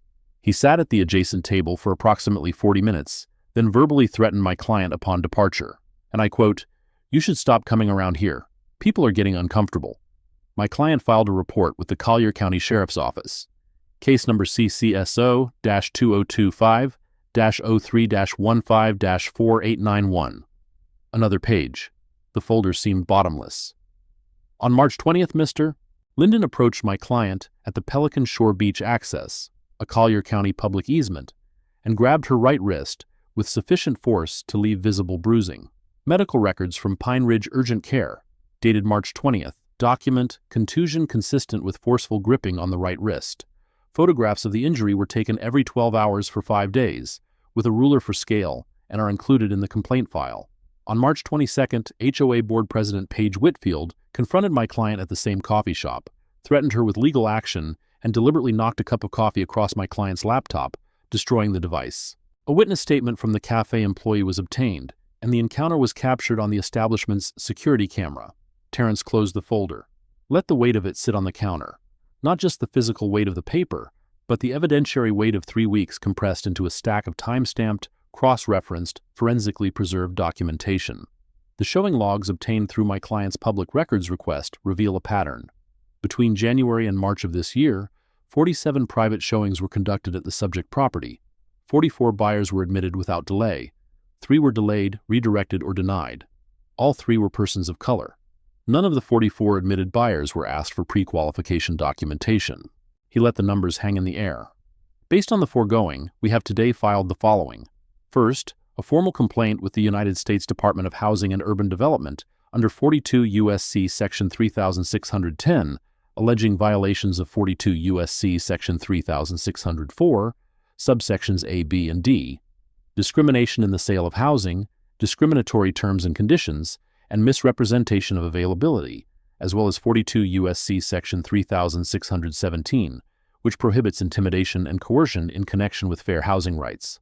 Second, a complaint with the Florida Department of Business and Professional Regulation, Division of Real Estate, regarding Mr. Keeler's license, citing violations of Florida Statute Section 475, subsection 1, paragraph B, fraud, misrepresentation, and dishonest dealing in a real estate transaction. Third, copies of all documentation have been provided to the Collier County NAACP, the National Fair Housing Alliance, and my client's counsel of record at Whitaker, Drummond & Associates. He placed the offer contract on top of the folder. The purchase offer stands on its terms. The complaints stand on theirs. They are independent matters. Acceptance or rejection of the offer has no bearing on the complaints, and the complaints have no bearing on the offer. Opal stepped forward. I'd like to add one thing. The fair housing notice required by Florida Statute 760(23) to be displayed prominently in all real estate brokerage offices was hanging at the Pelican Shore open house with the printed side facing the wall. I photographed it. That photograph is also in the file. The office was silent, except for the hum of the air conditioning and the faint click of the digital recorder. Meredith had not moved. Vance had not spoken. Camille the paralegal stood with a legal pad, pen poised, documenting the scene in real time. Then a door opened at the back of the office. A man emerged, mid-60s, gray suit, the bearing of someone accustomed to being the most important person in any room he entered. Gerald Fontaine, managing broker of Pelican Shore Realty. His name was on the business license. His signature was on every listing agreement. He'd been listening from his office, and the expression on his face said he'd heard enough. "I'm Gerald Fontaine, managing broker." He extended his hand to Terrence, who shook it. He did not extend his hand to Opal. A choice she noted. "Let's all take a step back. I'm confident this is a misunderstanding that we can resolve professionally." "There's nothing to resolve," Opal said. "The offer is submitted. The complaints are filed. What happens next is up to HUD and FREC." Fontaine's composure held, but barely. He was a man who'd built a career on controlling rooms, and the room was no longer his. "Ms. Hendricks, I want to assure you that Pelican Shore Realty is committed to fair housing compliance. If any of our agents acted improperly, we will address it internally and..." "Internally." Opal repeated the word without inflection, but the repetition itself was an indictment. "Mr. Fontaine, your agent falsified showing availability. Your office manager deleted my name from a visitor log. Your brokerage imposed pre-qualification requirements on me that were not applied to any other buyer. And the chair of your professional board, a man with financial connections to this brokerage, sent me a letter threatening criminal charges that don't apply. This is not an internal matter. This is a federal fair housing matter, and it has been treated as such from the beginning." Fontaine looked at the folder, at the proof of funds letter, at the recorder's blinking red light. He was calculating, not whether he was in trouble, because he already knew the answer to that, but how much, how deep, how expensive. "We'll present the offer to the seller immediately," he said, "and I'd like to discuss the possibility of a resolution that the offer will be presented on its merits. The complaints will proceed on their evidence. One does not affect the other." Opal picked up her bag. "You have until 5 p.m. Wednesday to present the seller's response. Standard FAR timeline." She turned and walked toward the door. Terrence followed. Camille packed the recorder, gathered her notes, and followed them both. At the door, Opal paused. Not for dramatic effect, for accuracy. "Mr. Fontaine, one more thing. The showing logs I obtained through public records, the ones showing that 3 out of 3 buyers of color were obstructed while 44 white buyers were admitted, those logs cover only the Pelican Shore listing. I've submitted records requests for all properties listed by your brokerage in the past 24 months. Those records are due within 15 business days." She hadn't finished speaking when the front door opened behind her. Dean Ashford walked in, 6'1", silver-haired, wearing a blazer with the Naples Area Board of Realtors pin on the lapel. Someone had called him, Fontaine probably, or Meredith, from her desk while the receipts were being read. He entered the way men in authority enter rooms they consider theirs, mid-stride, mid-sentence, already talking before he'd assessed the situation. "Gerald, I came as soon as—" He stopped, saw Opal, saw Terrence, saw the paralegal with the recorder, recalibrated. "Commissioner Ashford," Opal turned to face him. "Good timing. I was just about to mention your letter." "My letter?" "Dated March 12th, on Naples Area Board of Realtors letterhead, threatening me with trespass charges under Florida Statute 810.094, and I quote, unauthorized visits to member-listed properties. The statute requires posted notice prohibiting entry and a verbal request to leave. Neither occurred. The letter misapplied the law and was sent to intimidate a prospective buyer who had filed no complaint, committed no trespass, and been denied access to a property that was publicly listed and actively marketed." She paused.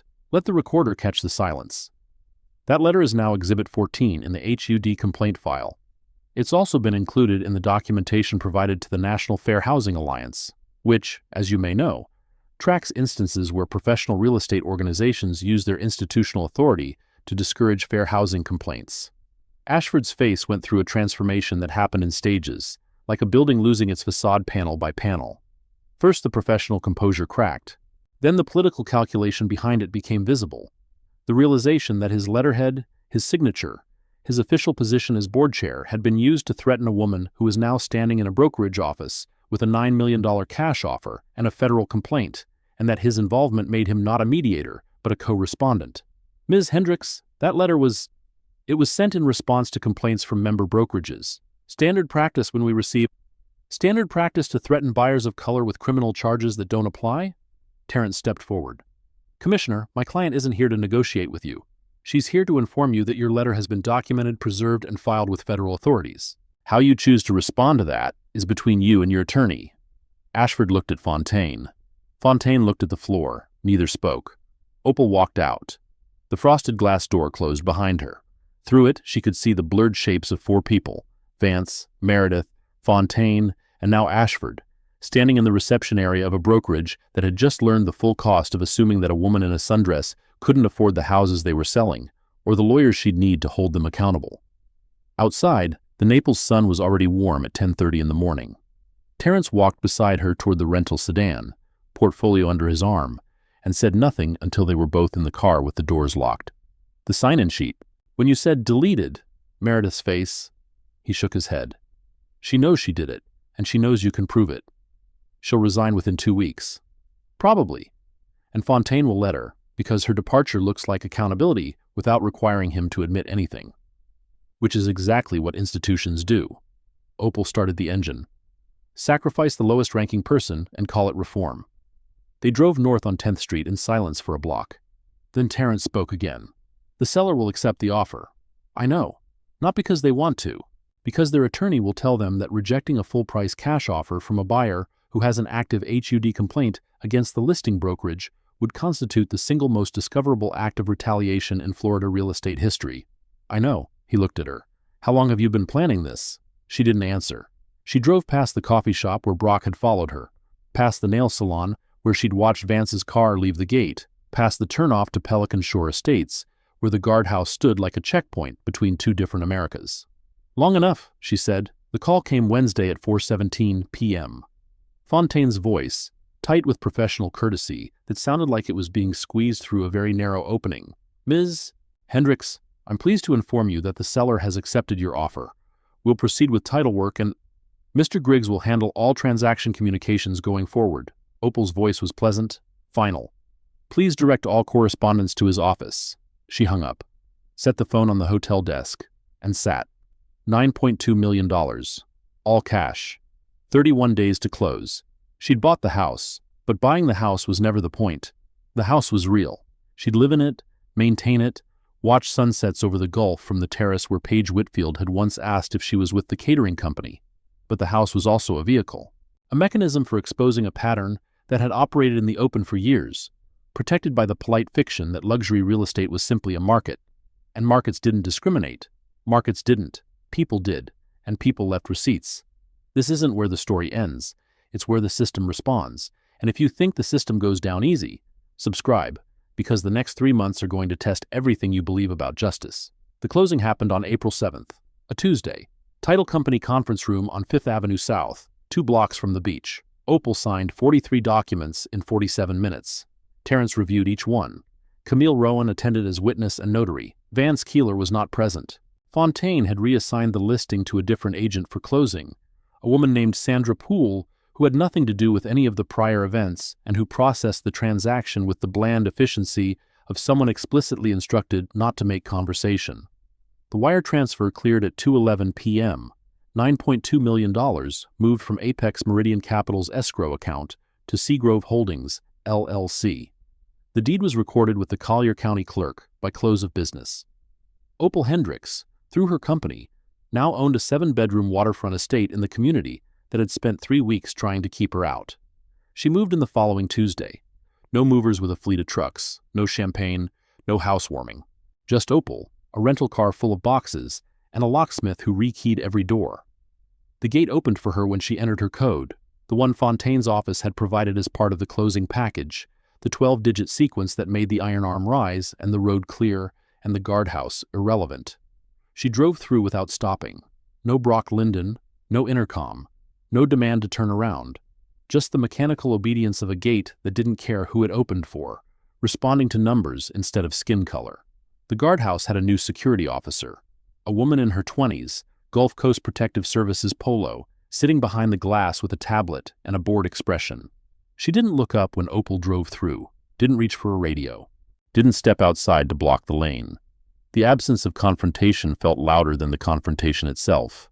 The first box she carried inside was the file. Not the furniture, not the kitchen supplies, not the linens she'd ordered online. The file. The leather case with its evidence sleeves and its flash drives and its medical records and its time-stamped photographs. She set it on the kitchen counter, the same counter where the property disclosure statement had been missing a page, and stood there for a moment, hands flat on the marble, breathing. The house smelled like new paint and old money. The previous owner's staging furniture had been removed, leaving 11,000 square feet of emptiness that echoed with every footstep.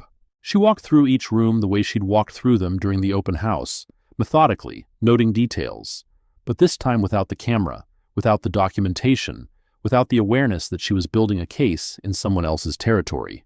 This was her territory now. Every room, every square foot, every view of the canal and the Gulf and the dock and the garden where she would eventually plant something that was hers. She unpacked until 7 p.m. Then she ordered delivery from a Thai restaurant on 5th Avenue, 8 pad CUW standing at the kitchen island, and watched the sunset through the living room's floor-to-ceiling windows. At 8:15, someone rang the doorbell. She approached the door carefully. The habits of the past 3 weeks hadn't faded with the closing. Through the sidelight glass, she saw a man in his 60s. White, tall, wire-rimmed glasses, polo shirt tucked into pressed khakis. He held a bottle of wine. She opened the door. "Ms. Hendricks?" His voice was careful, the way people speak when they're not sure of their reception. "I'm Frank Battaglia. I live 3 houses east. I wanted to welcome you to the neighborhood. Frank Battaglia." The name rang a bell. Mrs. Alderman had mentioned him, the one board member who'd voted against hiring the private investigator, the single dissent in a 4-to-1 motion. "Come in." He stepped into the foyer, looked around at the empty rooms, the boxes, the absence of furniture that would eventually fill the space. "I won't stay long. I just wanted you to know that not everyone in this community supports what happened. I voted against the PI. I told Paige her email was inappropriate, and I told Dean Ashford that his letter was going to come back to haunt him." He held out the wine. He didn't listen. They rarely do. Opal took the bottle. A good Barolo, the kind of wine that communicated respect without performance. "Thank you, Mr. Battaglia." "Frank." He stood in her foyer, hands in his pockets, looking uncomfortable in the way that decent people look when they're standing in the wreckage of something their community did. "I should have done more. I should have said something publicly. I didn't, and I'm not going to pretend that a bottle of wine makes up for it. It doesn't. But it's appreciated." He nodded, turned to leave. At the door, he paused. "Paige is telling people you're going to ruin property values. She's wrong. Property values in Pelican Shore are determined by the Gulf and the canal and the square footage, not by who lives here. I've been a real estate attorney for 35 years. I know the difference between market forces and prejudice." He left. Opal closed the door, set the wine on the counter beside the file. Two objects from two different worlds, the gesture of a neighbor and the evidence of a system. Both real, both incomplete. The first night in the house, she stood on the terrace at sunset and looked at the canal, the dock, the Gulf beyond, the same view that had been shown to 44 other buyers without obstruction, the view she'd been told she couldn't see, couldn't afford, didn't deserve to see. She stood there for a long time, not celebrating, processing. The house was beautiful. The house was also evidence. And somewhere between those two truths, she'd have to find a way to make it home. 3 months later, the institutional response arrived, not as a single event, but as a sequence of outcomes, each one partial, each one compromised, each one reflecting the fundamental truth that systems protect themselves first and reform themselves only when the cost of protection exceeds the cost of change. The HUD complaint had been assigned to an investigator named Diane Orellana within 2 weeks of filing.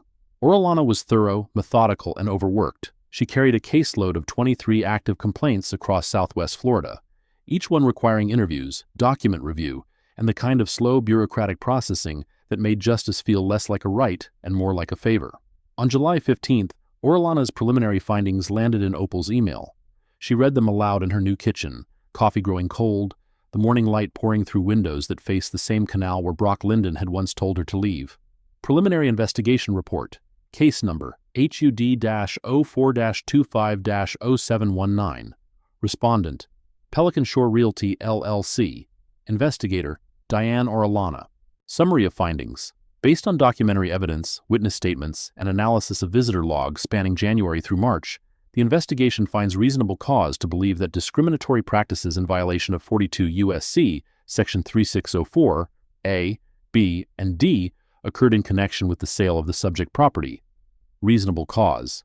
Not a final determination, a finding that enough evidence existed to support formal charges. The next step would be a conciliation process, where HUD would attempt to negotiate a resolution between Opal and the brokerage. If conciliation failed, HUD could refer the case for an administrative hearing or to the Department of Justice for federal prosecution. The conciliation happened in August. Conference room at the HUD regional office in Miami. Fluorescent lights, water pitchers, the kind of room where justice was measured in paragraphs and compromise was called resolution. Opal sat on one side with Terrence and her attorney, Priya Naveen, a woman in her early 40s who spoke quietly and carried documents the way soldiers carry ammunition, each one accounted for, each one ready. Priya had handled 11 fair housing cases in the past 3 years. She'd won 8 outright, settled 2, and lost 1 to a procedural dismissal that she was still appealing. She didn't take cases she couldn't prove.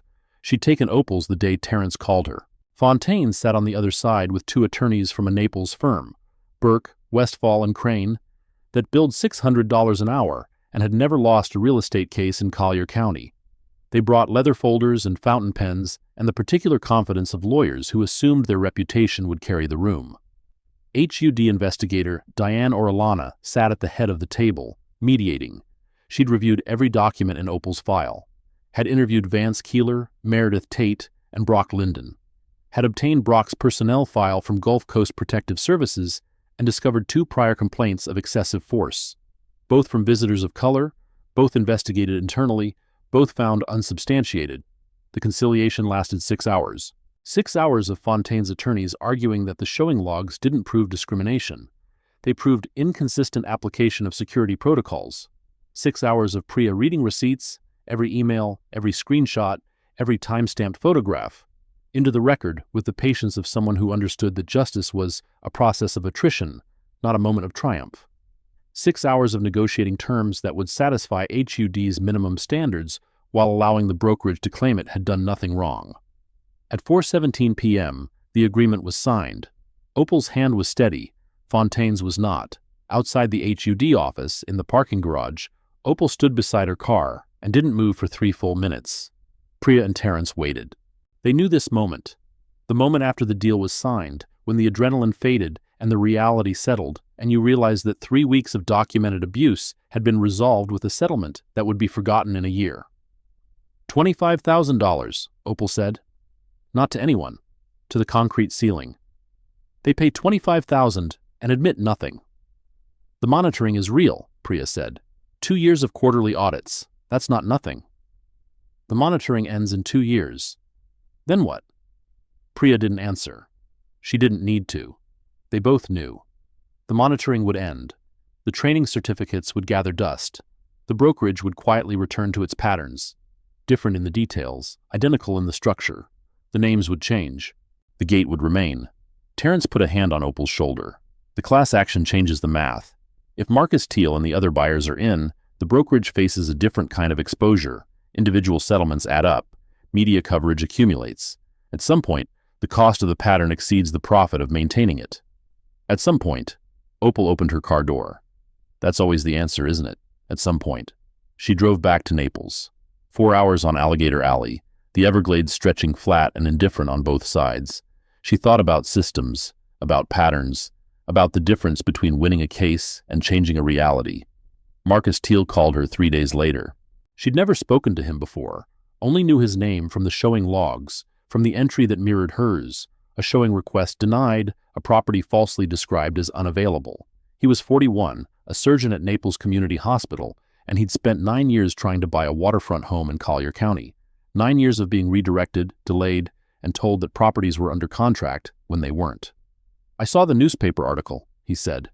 His voice was deep and careful, the voice of a man who'd learned to measure his words in professional environments that punished directness. "I thought I was the only one." "You weren't. I know that now. But for 9 years, I thought it was me. I thought maybe I was asking the wrong questions. Maybe I wasn't qualified enough. Maybe I needed a different agent, a different approach, a different—" He stopped. The silence on the line carried the weight of 9 years of self-doubt that should have been outrage. "It was never you," Opal said. "I know. But knowing it now and knowing it then are different things." He paused. "I want in. The class action. Whatever you're building. I want to be part of it. I'll have Priya call you this week." "Ms. Hendricks?" "Opal. Opal. Thank you for pulling the records. No one ever pulled the records before." She hung up, sat in her kitchen, thought about Marcus Teal. 9 years, a surgeon's salary, and still redirected to condos. Thought about the showing logs. 47 data points that quantified what he'd felt for a decade. Thought about the fact that statistics don't comfort, they confirm. And confirmation, for the people who've lived inside the pattern, is both a relief and a wound. The conciliation agreement, signed September 4th, contained the following terms. Opal read them from the final document, sitting on her terrace, watching a blue heron hunt in the shallow water along her dock. Pelican Shore Realty, LLC, agrees to the following remedial measures. 1. Mandatory fair housing training for all licensed agents, brokers, and administrative staff to be conducted by a HUD-approved provider within 60 days and repeated annually for a period of 3 years. Training, the institutional equivalent of a sternly worded letter. Agents would sit in a conference room for 4 hours, watch a presentation, sign a certificate, and return to their desks having checked a compliance box. Whether the training would change behavior was a question the agreement didn't ask. 2. Quarterly audits of all showing logs, visitor records, and pre-qualification requirements for a period of 24 months, conducted by an independent compliance monitor selected by HUD. Audits were better. Audits meant someone was watching, but audits also meant that the brokerage had 24 months to demonstrate compliance, after which the monitoring would end and old habits could quietly resume. The agreement didn't specify what happened after the monitoring period. It didn't need to. Everyone in the room understood that institutional memory was short and institutional resistance was long. 3. A civil penalty of $25,000 payable to the U.S. Treasury, $25,000, for a brokerage that handled $50 million in annual transactions. The fine was a rounding error, a cost of doing business, less than the commission on a single luxury sale. 4. Respondent makes no admission of wrongdoing or liability, the sentence that made the entire agreement taste like ash. No admission, no acknowledgement that what happened to Opal was discrimination.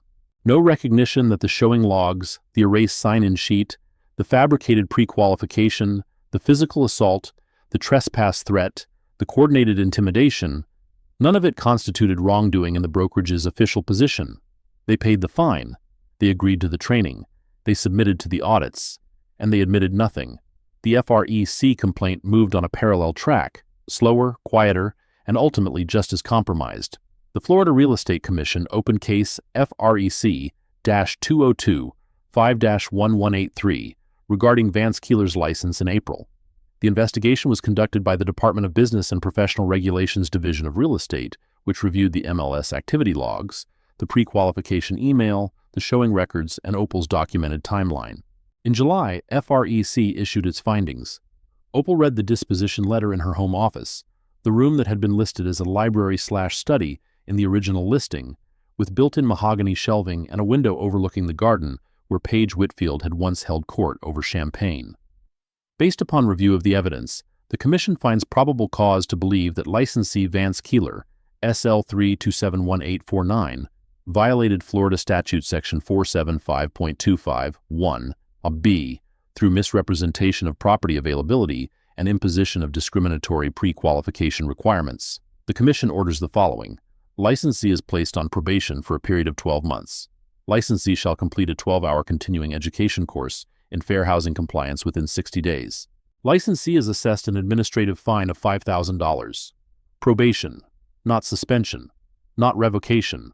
Probation, which meant Vance Keeler could continue selling houses, continue conducting showings, continue working in the same office where he'd told a black woman with $14 million in liquid assets that she should look at condos in the 400 range. He'd take a 12-hour class, he'd pay a $5,000 fine, and in 12 months, the probation would end, and his license would be clean. Opal encountered him once after the settlement, in person, by accident, or what passed for accident in a town the size of Naples. She was at a closing attorney's office on Pine Ridge Road in August, signing documents related to a property insurance adjustment, when Vance Keeler walked out of the adjacent conference room. He was with a client, a white couple, mid-40s, the kind of people who smiled at everyone and noticed nothing. He was in his element, charming, attentive, professional. The Vance Keeler who existed for buyers he considered worthy. He saw Opal in the hallway. The charm collapsed. His face went through the same sequence she'd witnessed in March. Surprise, recognition, the calculation of a man assessing danger, but this time it ended somewhere different. Not fear, not defiance, something closer to resignation. The expression of someone who understood, finally, that no amount of performance could undo what he'd done. They stood 10 feet apart in a hallway that smelled like photocopier toner and stale coffee. His clients were behind him, oblivious. The receptionist was on the phone. No one was watching except the two of them. He didn't speak. Neither did she. The silence lasted 5 seconds. 5 seconds in which 3 weeks of documented discrimination, a federal complaint, a FREC investigation, and a $9.2 million rebuke occupied the space between them without requiring a single word. Then he turned and walked his clients toward the elevator. Opal watched him go. His shoulders were stiffer than she remembered. The blazer fit the same, but the man inside it had been diminished. Not punished, not really, not in any way that matched the scope of what he'd done, but diminished, carrying the weight of a professional record that would follow him through every license renewal, every brokerage application, every future client who thought to search his name. She wondered if he'd learned anything, suspected he hadn't, suspected the 12-hour training course would teach him not to get caught, not to stop, suspected the next black buyer who walked into his open house would receive a warmer greeting and a more careful performance, but the same fundamental assessment, you don't belong here. Systems didn't change because individuals learned lessons. Systems changed because the cost of the old behavior exceeded the comfort of maintaining it. And for Vance Keeler, the cost had been a $5,000 fine and 12 months of probation, a price so low it was practically an endorsement. Meredith Tate resigned from Pelican Shore Realty 18 days after the offer was submitted. No disciplinary action was taken against her. She wasn't the licensee, and FREC's jurisdiction covered licensed agents and brokers, not administrative staff. She was now employed at a different brokerage in Lee County. Same job, different letterhead. The sign-in sheets at her new office presumably had all their pages intact. Brock Linden was terminated by Gulf Coast Protective Services. The termination letter, which Opal obtained through a subsequent public records request, cited failure to follow established visitor access protocols and unauthorized physical contact with a member of the public. Not discrimination, not assault. Protocol violation. The distinction was institutional self-preservation dressed in the language of accountability. Fire him for breaking a rule, not for breaking a woman's wrist, because the rule violation is easier to defend in an unemployment hearing. Linden filed for unemployment benefits. They were denied. He was now working private security for a car dealership in Fort Myers. Different gate, same man.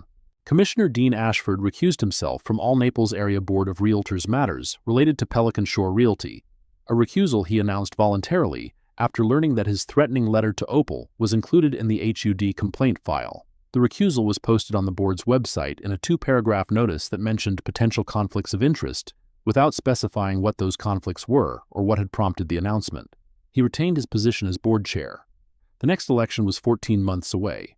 Whether anyone would challenge him, whether the letter, the emergency board meeting, his presence alongside Vance Keeler and Brock Linden, in a room coordinating a response against a fair housing complainant, would matter to voters was an open question.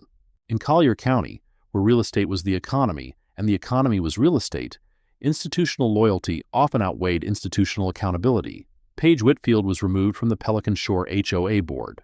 Not by the residents, by the board itself, which voted 3-2 in June to accept her resignation after learning that HUD's investigation had expanded to include the HOA's email campaign as potential evidence of coordinated intimidation. The board's attorney had advised that Paige's continued presence created legal exposure for the association, and the 3 members who voted for her removal did so not out of principle, but out of liability calculation. Paige did not go quietly. She circulated a letter to all Pelican Shore residents accusing the board of capitulating to federal overreach and characterizing Opal's complaint as a shakedown disguised as civil rights. The letter was not well received. Several residents had by then read the news coverage. Local papers had picked up the story in June, and a Naples Daily News article titled HUD Investigates Luxury Brokerage After Discrimination Complaint had generated 1,200 comments online, most of them unfavorable to Pelican Shore Realty. Paige sold her Pelican Shore home in August and moved to Marco Island. The listing agent was not Vance Keeler. Opal stood in her kitchen on a September afternoon, 3 months after the conciliation, 6 months after the first open house, and read the settlement agreement one more time. $25,000, training, audits, no admission of wrongdoing. She set the document down, looked out the window at the canal, where the blue heron she'd been watching all summer was standing in the shallows with the patience of something that had been hunting in these waters long before the houses came, long before the gates, long before anyone decided that this stretch of Gulf Coast belonged to some people and not others. The heron struck, came up with a fish, swallowed it whole. The phone buzzed. A text from Terrence. NAACP called. They want to use your case in their annual fair housing report. Also, 2 of the 3 other buyers from the showing logs have agreed to join a potential class action if you want to pursue it. She replied, set up a call for next week and pull the records I requested. The ones covering all Pelican Shore Realty listings for the past 24 months. I want to see the full pattern. The records had arrived in August. 412 pages of showing logs, visitor records, and agent notes covering every property listed by the brokerage over 2 years. Opal hadn't reviewed them yet. The conciliation had consumed her attention, and the move had consumed her energy, and the exhaustion of fighting a system that conceded nothing while settling everything had consumed the rest. But the records were there, on her desk, waiting.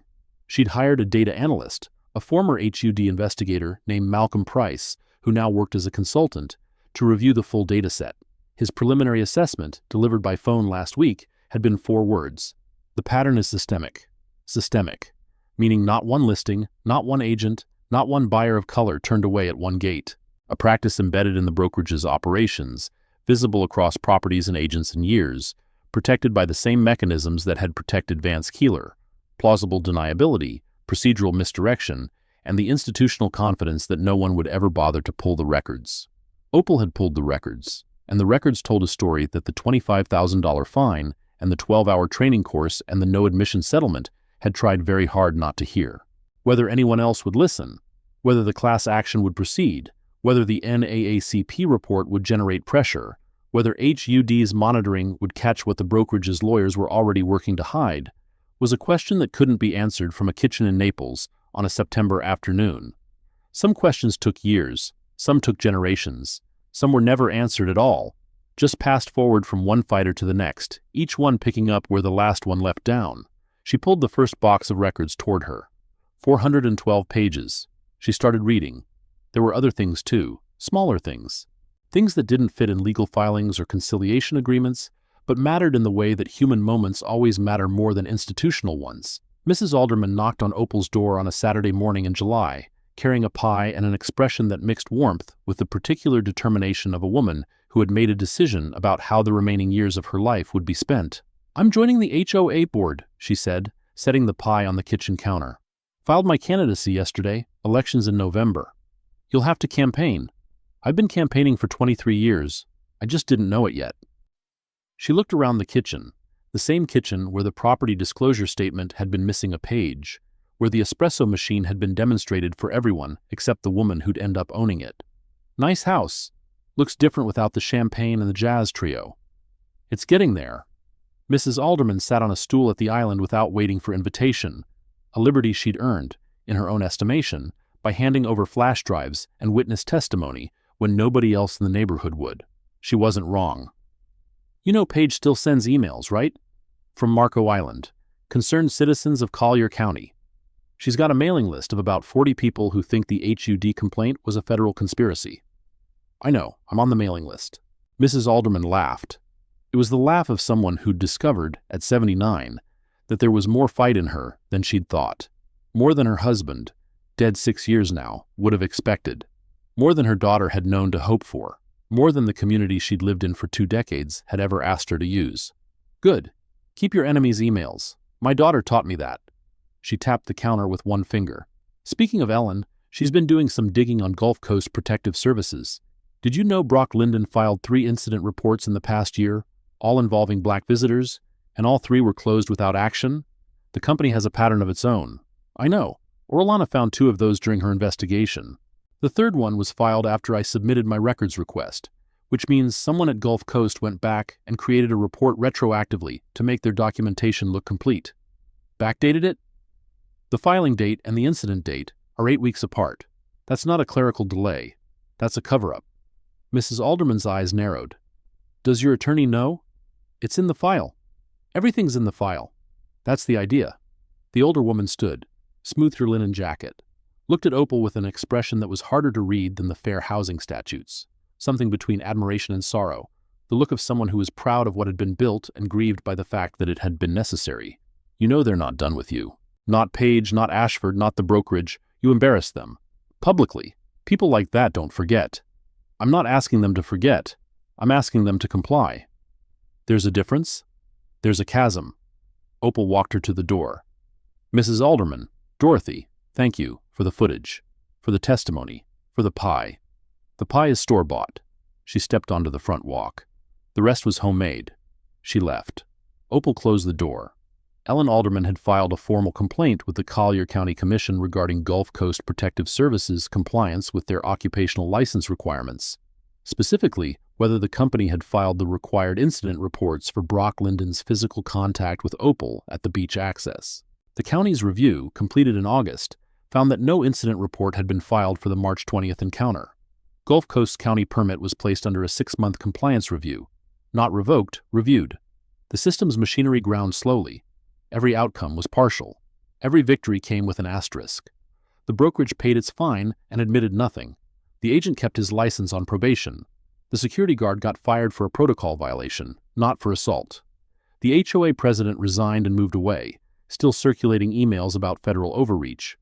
The board chair recused himself from one set of meetings, but stayed in his seat. The monitoring would last 2 years. The training would last 4 hours. The records sat on Opal's desk, 412 pages of a pattern she'd exposed but hadn't yet broken. And the showing logs, the ones that revealed 3 buyers of color obstructed out of 47 total showings, contained one entry that still bothered her. The third buyer, not Marcus Teal, whose experience had mirrored her own and who had agreed to participate in the potential class action. The other one. The entry was logged under the name D. Franklin, a showing request submitted in January, denied on the same grounds Opal had been given. Property temporarily unavailable. But when Opal's attorney contacted the phone number listed on the sign-in record, it was disconnected. The address matched a vacant lot in Immokalee, and the name D. Franklin didn't correspond to any Florida driver's license, voter registration, or property record in Collier County. A phantom buyer, someone who didn't exist, or who existed under a different name, and had used an alias for a showing request. Why? Fair housing testers sometimes used false identities to document discrimination, but HUD's testing program operated through nonprofit organizations with established protocols, and Orellana, the HUD investigator, confirmed that no testing had been conducted at the Pelican Shore property prior to Opal's complaint. So who was D. Franklin? And why had someone used a false name to test a luxury real estate showing in Naples, Florida, 2 months before Opal arrived? The question had no answer, not yet. It sat in Opal's file alongside the other unresolved thread, the one Mrs. Alderman had flagged months ago. The ring camera footage. The vehicles arriving at Pelican Shore after hours. Wednesday nights, 10 to 11 p.m., for months. 3 to 4 vehicles, none matching resident registrations, admitted through the gate with security codes that worked on the first try. Opal had shared the footage with her attorney, but hadn't pursued it. It wasn't relevant to her fair housing complaint. Wasn't connected, as far as she could determine, to the discrimination she'd experienced. It was something else, something that operated in the margins of the community, in the hours when the gates were supposed to be closed, using access that someone had provided without recording. After Brock Linden was terminated, the Wednesday night visits stopped. Opal noted the correlation, didn't draw a conclusion, saved the footage to a separate encrypted folder labeled Unrelated, Pending Review, and left it there. But there was one more thread, the one that bothered her most. During her review of Paige Whitfield's security concerns email chain, the one Mrs. Alderman had shown her at Tidewater Grind, Opal had noticed something she hadn't mentioned to anyone except Priya Naveen. The email chain had 12 messages. 11 of them were from Pelican Shore residents with identifiable names and addresses, the usual suspects, the people who responded to Paige's alarms with the dutiful concern of homeowners protecting their investment. The 12th email had been forwarded into the chain from an external address, a ProtonMail account, coastal.advisory.group@protonmail.com. No name, no signature, no identifying information. The message was 3 sentences. Handle this quietly. We can't afford another complaint before the rezoning vote. The timeline is already tight. Opal had screenshotted it the morning Mrs. Alderman showed her the chain, had enlarged the image, had studied the metadata visible in the email header, sent timestamp, forwarding chain, routing information.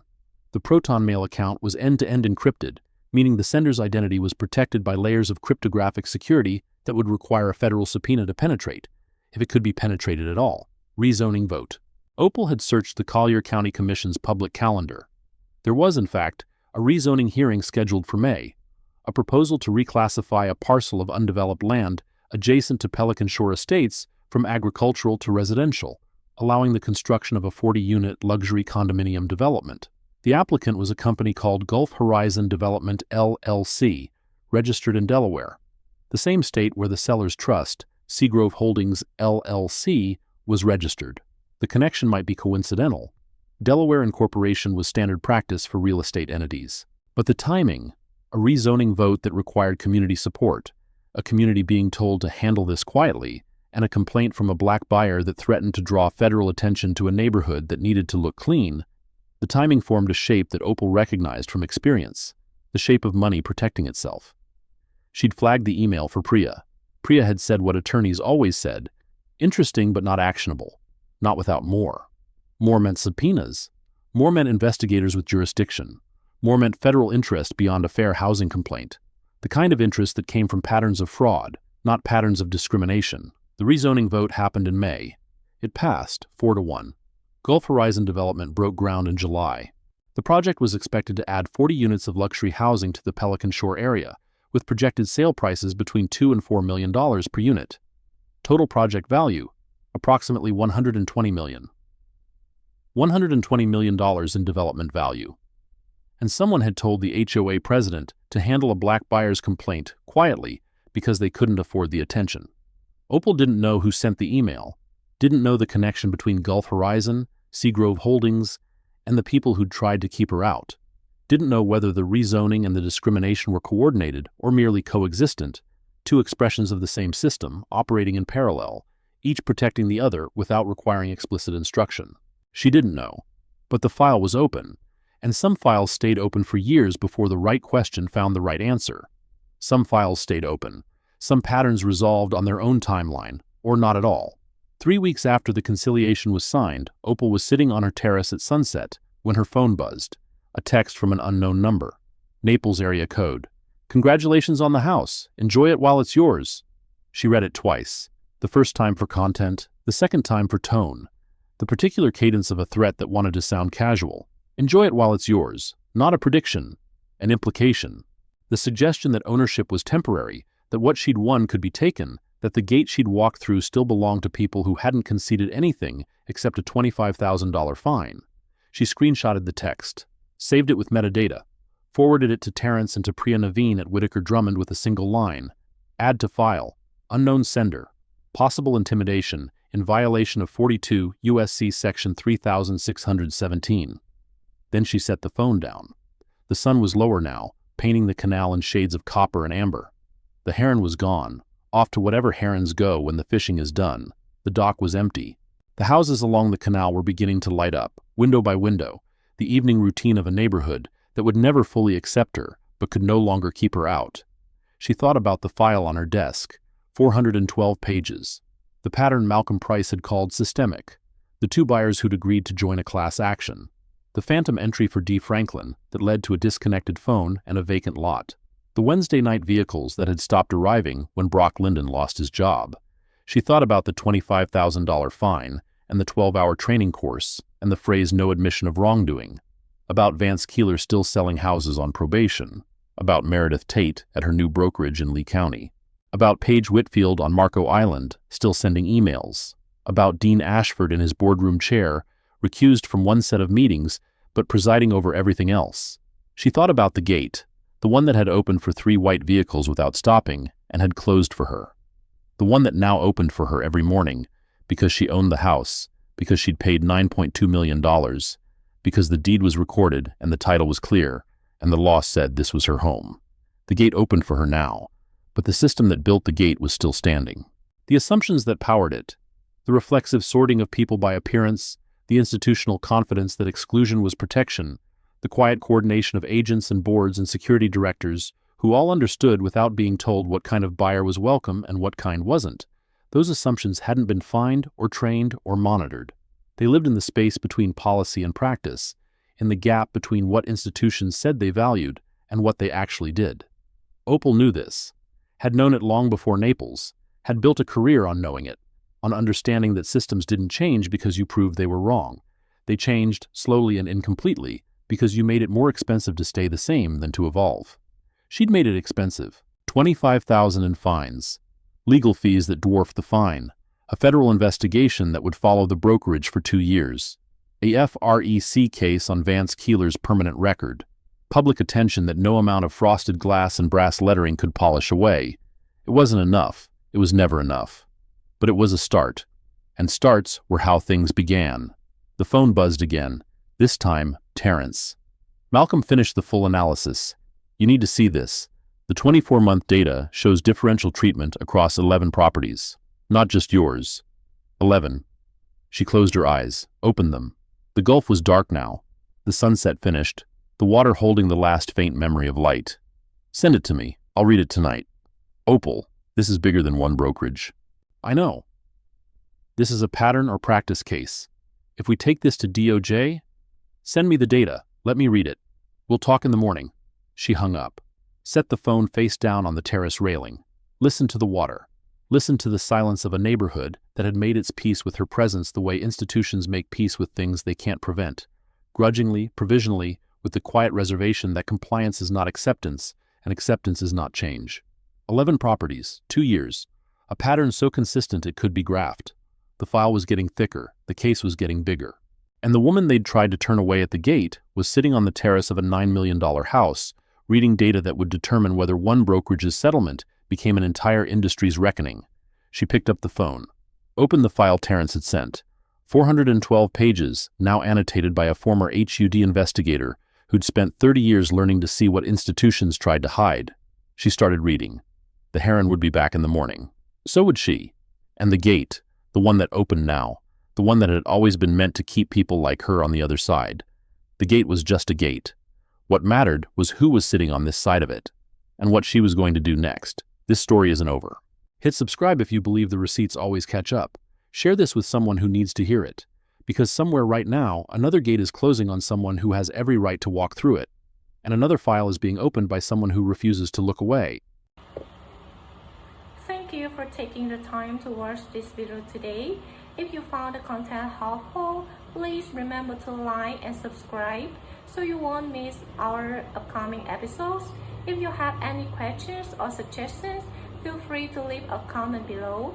We are always here to listen.